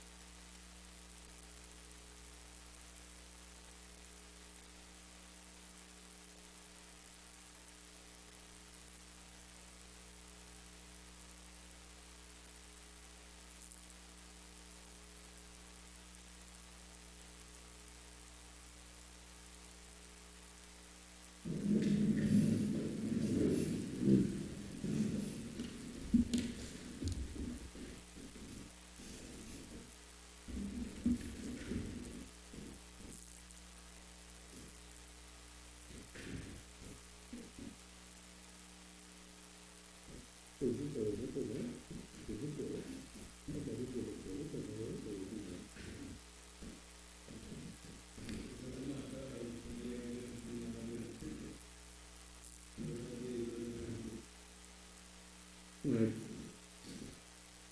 Thank you all very much. Congratulate both sides for really eloquent presentations, well researched and well presented. We have a winner, and the decision will be given by Mr. Justice of Appeal Raj Kumar. Thank you. Before actually announcing who the winner is, I think it's very useful, because this is a moot exercise, to indicate the reasons for what we've decided as the winner of the moot, or observations as to specific matters that might be helpful for parties to develop their techniques later on, if they need to be developed at all. We have been asked to not judge the outcome of this matter. It used to be because the matter might come up before us at some point, but this matter will never come up before us. We hope. We were asked to deal with markings on 4 specific areas: the skeleton argument, the content and oral argument, delivery and persuasion, and court etiquette, ethical conduct and decorum. And that it shows, therefore, that the work for this matter that starts to be graded, especially for an appellate court, begins from the time the written submission is submitted to the court. Now, I'm not going to go into the specific marks, because that's not the purpose of the exercise, and we will not mention any specific persons, but some of the comments might be applicable to some parties, and where the shoe fits, well, who the shoe fits, you will know. We understand that this is not something that the parties who chose to participate had to do. This is an extra addition to a very heavy workload. And we appreciate that. We have taken into account the fact that the party who goes first in an appeal of this nature tends to have a heavier burden in terms of becoming familiar with the court and the court's personnel, and there'll be a level of nervousness involved, and we've taken that into account as well, and no marks were deducted for any initial nervousness by any party. As far as skeleton arguments are concerned, we have taken into account the content of the skeleton argument, and its layout, and whether or not it was tabbed, and whether or not the material in it was properly introduced, and therefore made for clear and consistent reading, and its level of persuasiveness, and its direction and reference to specific relevant authorities, including authorities that either come from one, the local court of appeal, for example, Kurgala, or two, the Privy Council. One party cited, both parties cited Samsunda, and probably the case of Benedetti and Sawaris might have been referred to helpfully in this context as well. But Samsunda referred to Benedetti. So that as far as the content is concerned, the bottom line is there may have been more authorities that could have been cited, but we are aware that there are limits to the number of authorities parties can cite. I think it was 15. I'm not entirely persuaded that all the relevant authorities were cited, or the most relevant authorities were cited. But having said that, this is an exercise that parties did not have to do. I'm not sure whether sale of goods is a course that is totally lost. But it was in my time, but subsequently it stopped being a course that was taught. So I'm not sure what the current status is. But the question of merchantable quality, and on this particular very funny fact pattern, it was a difficult moot. Normally, the moots are balanced almost equally. In this case, we think the appellant might have had a more difficult task. And even though the outcome is not supposed to be determinative of the issues that we have to assess for the purpose of the moot, there might be some feedback in terms of if a party is almost destined, not destined to, if a party has a difficult case, it makes their case harder to argue. It will increase their nervousness. It might decrease their confidence. The fact that you grapple with a difficult case is a plus, which we take into account. Yeah, sorry. Taking everything into account. So have no fear about that. So the skeleton arguments, one party's skeleton arguments were, based upon the matters I mentioned, were significantly better than the others. This is only relative to each other. It doesn't mean that we're criticizing anybody's, but we are asked to make an assessment, and one party has to win at the end of it, and therefore one party's arguments were better than the others. We won't say which party that was, but the reasons why they were are the part of the reasons that I've explained just now. As far as the content and the oral argument was concerned, as we said, we've taken into account the fact that the party might have a more difficult case to argue. What we look at with respect to both the content and the oral argument is the content of the law, but that goes together with the delivery and persuasion. And we were particularly impressed, for example, with one party's reply, where in 5 minutes, a lot of use was made of that time in 5 minutes to reply to points made by, well, so that's what I'm talking about, because only one party had the right to reply. So that reply was very well. It was exactly what a reply is supposed to deal with. With respect to the content of the oral argument, again, one party's content was slightly better than the others. It was useful, and it impressed the panel that when a question, for example, was asked about why is unjust enrichment even featuring here, the answer was, well, we were asked to argue this. It was an honest answer, it was a funny answer, and it was an answer that was appreciated. The persuasiveness of the argument, well, one side was more persuasive than the others, but that, I mean, we tried to take into account, and I think we did take into account, both for the content of the oral argument and delivery and persuasion,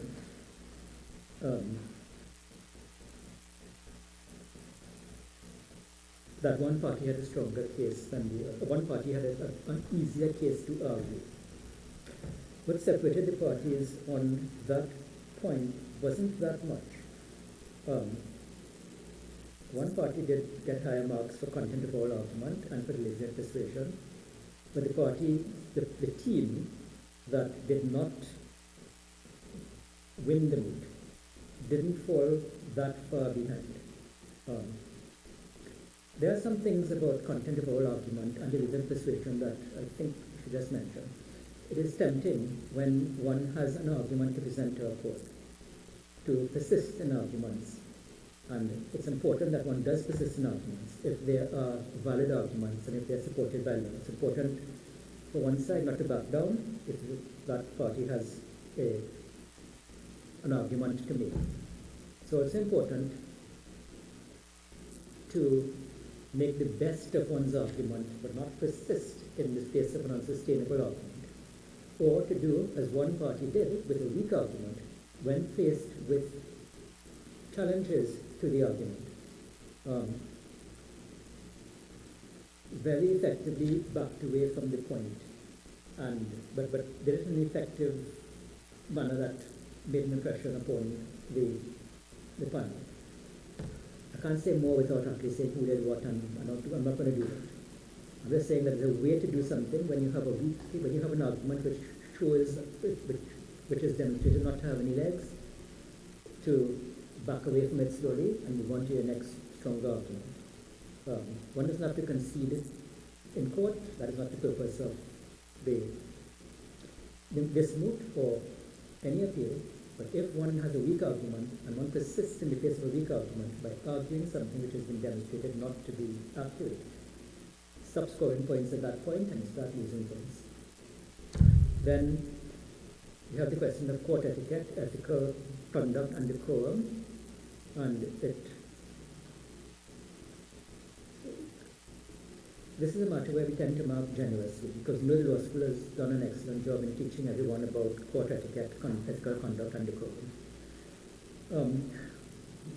With respect to ethical conduct, that has a, that has a very wide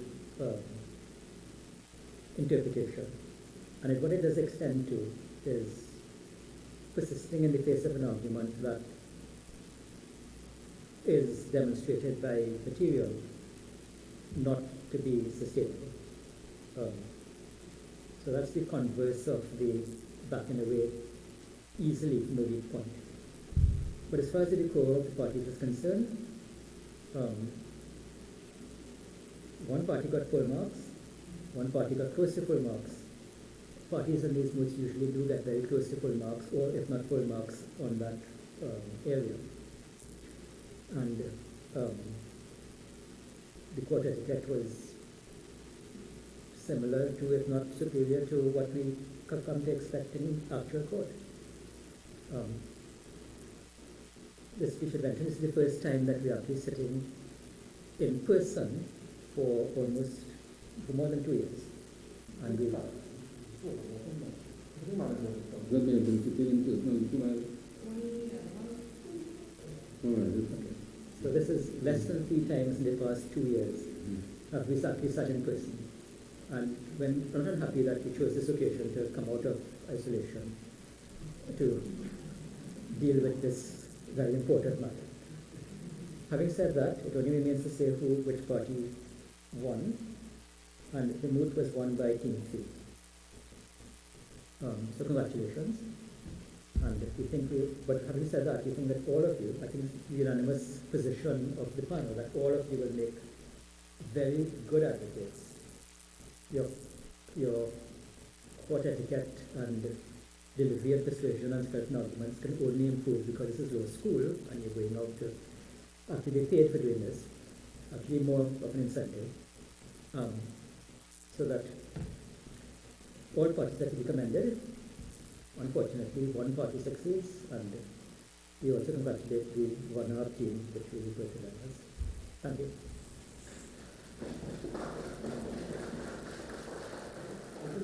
I see the disappointment on the face of the appellants, but appellants lose quite a lot in the court of appeal, especially when they're dealing with facts. I just want to add a few things. First of all, I listened to both sides and I said, this is the best of the law school. And I am quite impressed. And I listened to the four of you and I said, they are going to make some fantastic advocates. I would love to see them in 40 years' time when I'm 107. And they are retiring either from the bench or about to retire from the bench or maybe CCJ. But I think you will be, it is there. I listened to you. I listened to the presentation, I listened to how you have to answer some of the questions a little unorthodox, and how you dealt with a fact pattern that quite frankly was a little bit tough on both sides. All right, I think maybe the appellant had a bit more to do, but I think you grappled with it very well. My brother does not want to mention names. I am just going to venture, Mr. Lopez, when you said I am guided, and that's something that the young practitioners do. They come to the Court of Appeal and they make a submission, and the High Court, the Justice of Appeal challenges them, and they back down and say, I am guided. I don't want you to be guided. If you believe in your submission, as I used to, you stand up to the Court of Appeal and tell them, yeah, that is my submission. Ms. Ghani did it. And I was quite much respectfully disagreed with something I said. I liked it. Made me jump a little bit, but yes. Right? It's like my Judicial Research Council. When he challenges what I write, I'm always happy with that because it keeps me honest. Do not be afraid to stand up to the court. You don't have to be rude to be firm. I think you came along after that. I saw that you came along after that and you exchanged it with Justice Raj Kumar. But it's important. I absolutely hate to hear it. I've never told it the attorney. I don't want to be guided. I am asking you a question by way of challenge because I have to get it right. And if you insist, if you think that you are right and you've done your research, be polite and say yes with respect, as Ms. Gani did. I thought it was really very good. All right. So I wanted to put that. As I said, the fact pattern was quite frankly all over the place. I had to keep reading the thing over to remember who was the agent and who was appearing for whom, and who said what. Even with the so it's tough. It was tough on you guys, and you did an excellent job of trying to remember it. Normally, we get a fact pattern that is based on some decided case that sometimes we had seen already. I know at least one of them I came was one of my judgments. I think it was in the High Court. All right, so we kind of knew it. So you guys had to grapple with a little bit. I wouldn't quite call it airy-fairy. It was very imaginative. Whoever came up with it. We'll leave it there. It's important when you're preparing your cases for the instructing. We are flooded with people. One of the bad things about sitting in the court of appeal is you already have ready-made evidence. One of the things I dislike. I always, if I have a choice, I would say in the High Court. Because then the evidence is there. I am grappling with the evidence. It's evidence that is being formed. Oral, yeah, it's written, but then you have cross-examination. When it comes to the Court of Appeal, everything is already there. So you're faced with mountains of people.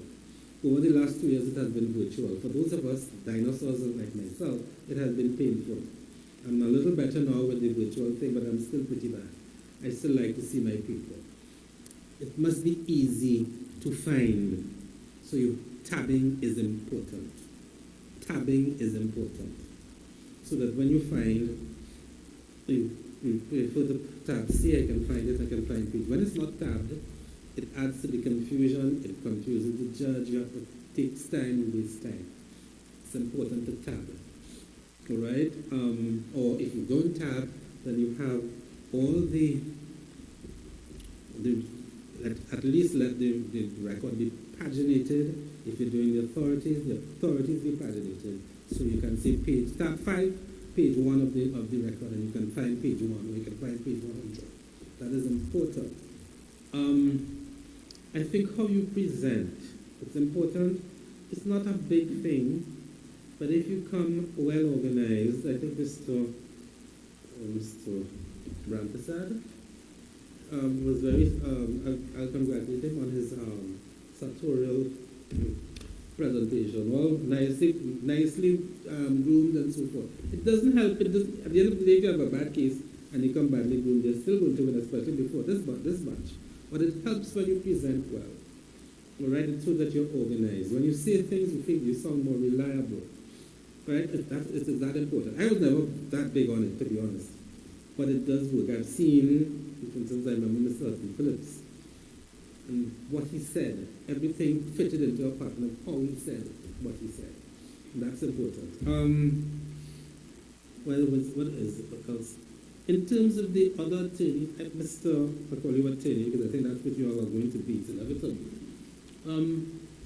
As I said, excellent responses, both from the winning team and the losing team. Ms. Gani, your reply was excellent. It was fluent, it was to the point, you wasted no time. And clearly by then, you had overcome your nervousness. It was an excellent reply. We had no questions because there was no need to ask questions. All right? Mr.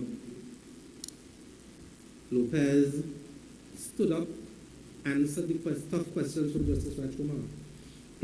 And Mr. Rampasad, help me, Raghunandan, when you, again, your responses is that expert evidence, that part 33, I don't like it. I was in Kuravilla, I think I was, Justice Ramadan. I still don't like it. I've never been a fan of CPR. From law school, I absolutely hated the procedure. Give me the substantive law any day. Unfortunately, we have to live with it. Especially, we have to work with it. All right? So, you got tough questions from Justice Rajkumar. He loves to ask tough questions. I will put him almost every day on my panel. All right? And you handled it well. I think that is what I was impressed with, all of you. Somebody had to win. All right? And Team 3 won. But the fact that team won, you all have come through how many debates? 8, it very much was reflective of 2. Yeah, but it was very much reflective of the process that the 2 best teams who were here. And again, my congratulations. As I said, 40 years from now, when I'm 107, my eyes may not be so bad, but I would love to see what you are in 40 years' time. Because that's what it takes to develop over. You never stop learning. You never stop developing. Right? So, from the team, my congratulations. Sean? I just, yes, certainly. Just to endorse everything that has been said and to add my congratulations and best wishes to you all for the future. And I would not be 107 in 40 years' time. I hope I still have my faculties about me, even though I may have lost my teeth. But I really hope that I will be around to see you all be the effective advocates that you have very much the potential to be. I want to congratulate each and every one of you. It was a job well done with a fact pattern according to my brother Barrow that I had to keep. Okay, put a line, draw a diagram, VP, and then V and P started confusing me, BS. Well, buy and sell I meant. But, you know, the fact pattern was not easy. And I think you all handled it well. I think, as Justice Barrow said, small little marks differentiated between the 2 teams, but at the end of the day, you are all winners. And I really want to wish you all the best in the future and carry on that good work. Thank you.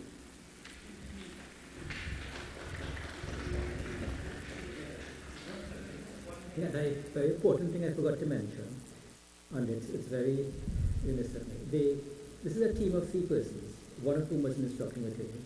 The word of an instructing attorney is extremely important. It can make or break a case, and it's clear both parties had instructing attorney support. We did have instructing attorney support, and any congratulations also needs to extend to the clear involvement of the instructing attorneys in this appeal, both parties, both teams. That's what it's called. I like the prompts coming from the instructing, both, especially when they were under some pressure from the questioning. So, yes, we were impressed. That is what you do. That is what happens in court, right? All the time we'd be tugging at the coat of the senior, right? And ultimately being tugged as well as you got a little more senior. So, yes, we know it, we recognize the team effort. It has always been a great pleasure to come here and do this meet. Right? I was glad when I saw that I was once again invited. So I couldn't be doing that badly. But thank you again. All right, so you right?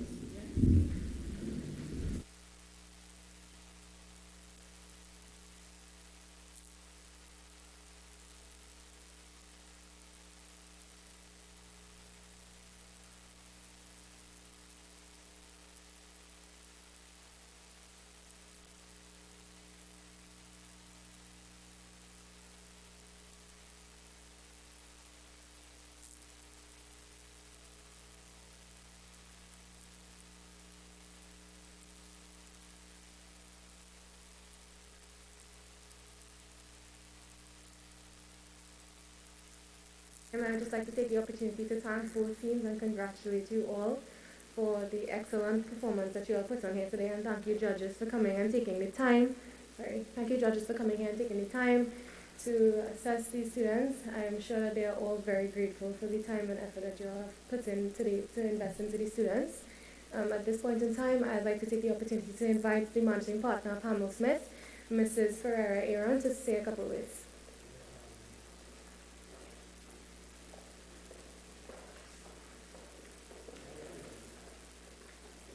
Promise to be brief.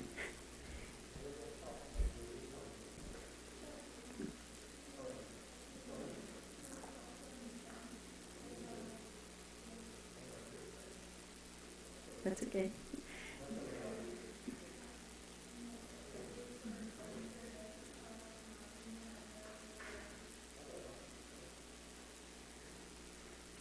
Justices Pemberton, Barrow, and Rajkumar,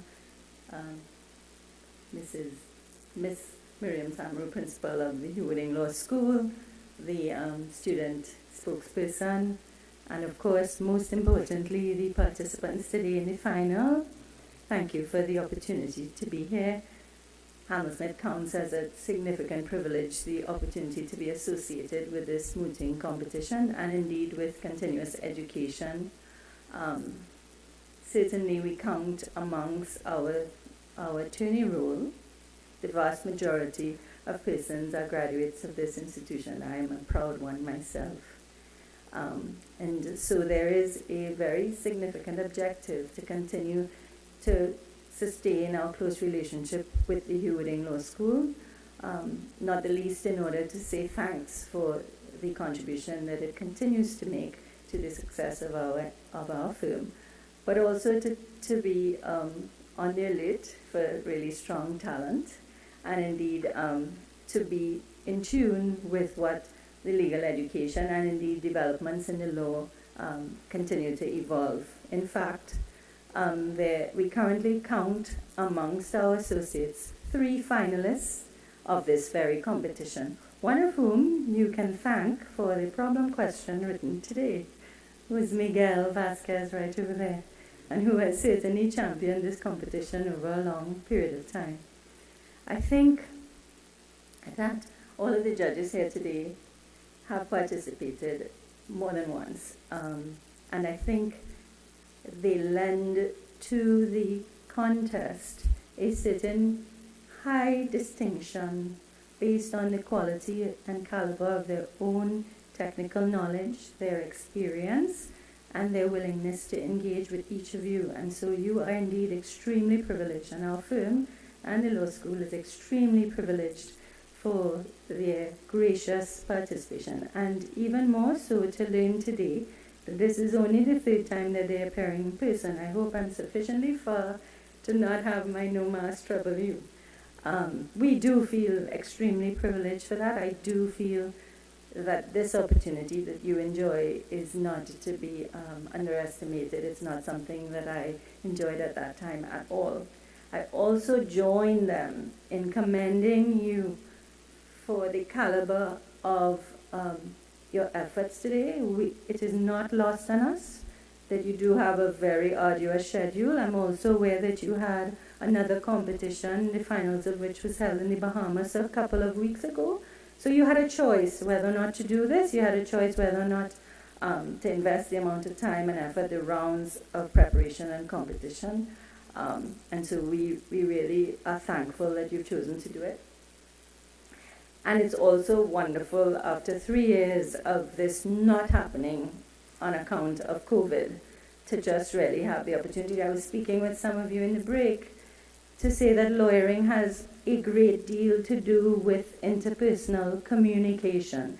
And so it's difficult to substitute for that by remote work that, others would not have enjoyed the opportunity that you have now. So embrace it, grasp it, and do what you will with it. Thank you all very much. I want to end on a note that's a little bit, just before I came to the law school today, I learned that someone who was 1 year ahead of me in this very law school lost his life in the middle of practicing today before the Court of Appeal. And so that was very sad news to receive. And so when Justice Barrow speaks of 40 years from now, and Justice Pemberton speaks of 40 years from now, seeing you rise to your best self, don't underestimate the relationships you are able to form here. And indeed, the support that you continue to lend to each other in your development. Neil Byam served the state in this country for a very long time, maybe about 32 years by my count, and his service will not be forgotten. So thank you all very much.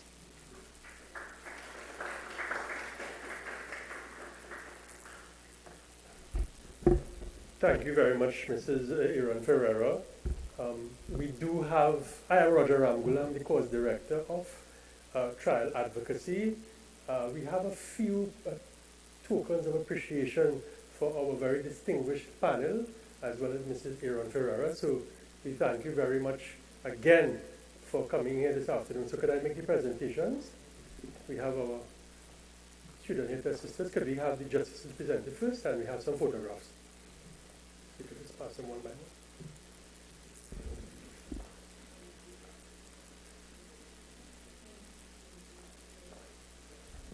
Judge, could you smile?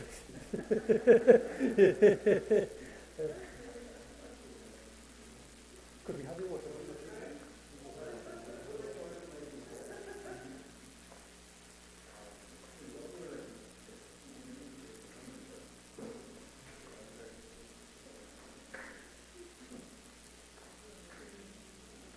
Oh, that'll be better.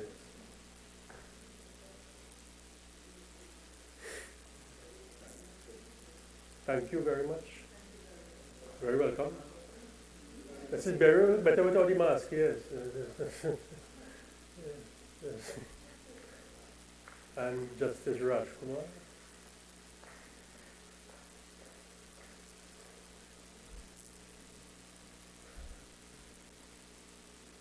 Thank you. And Mrs. Ferrer Iran.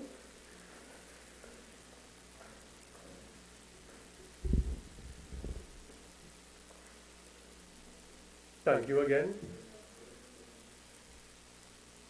Very nutritious gifts. Thank you very much. Honorable Justice of Appeal, Madam Principal, distinguished members of the firm of Hammersmith and Company, colleagues and students, good evening again. We have witnessed an excellent display of civil advocacy. I congratulate all members of both teams. Your presentation showed us all what dedicated practice and meticulous preparation can achieve. Your trial tutors, as well as your Year 2 course director, Justice Buddha Singh, would be very proud of you. We, of course, are very happy to see a resumption of this very, very respected and eagerly anticipated Hammersmith mooting competition. I thank the firm of Hammersmith and Company, represented by Managing Director, Mrs. Ferreira Aaron, and Mrs. Millett Peters, for their continued support of the development of young advocates at Hewarding Law School. We also, again, and I cannot do this too often, welcome the presence of a distinguished panel of Justice of Appeal, Justice Barrow, Pemberton, and Rajkumar. The law school thanks you for agreeing yet again to preside over these finals. We are all confident your decision today was the correct one. I also thank attorneys at law, Ms. Gopi, Ms. Ramnarayan, and Mr. Vasquez from the firm of Hammersmith and Company, who sat as judges in the semi-final round. Many dedicated persons of Hewarding Law School were responsible for making today's event a success. I wish to thank, in no special order, Mrs. Shinika Kashi-Daniel, the trial ad secretary, the entire maintenance department, including Mr. Azwa Daniel, of course, Mr. Michael Rampasad Singh and Mr. Charles Joseph, Registrar Mr. Brian Norville, Moot Chairperson Ms. Alexandra Ghani and competitor, SRC President Ms. Chelsea Nandlal, our timekeeper Mr. Nicholas Myers, and our Court Marshal Ms. Kerry-Ann Manichan. To all students who initially participated but unfortunately did not make it through to the finals, rest assured that your interest, energy, and participation were vital to the success of this competition. And finally, of course, I offer my congratulations to the well-deserved winners. Very well done indeed. Thank you very much. I am pleased to offer you again our normal reception in the submoot. Thank you very much again, and do enjoy the rest of the evening. Thank you.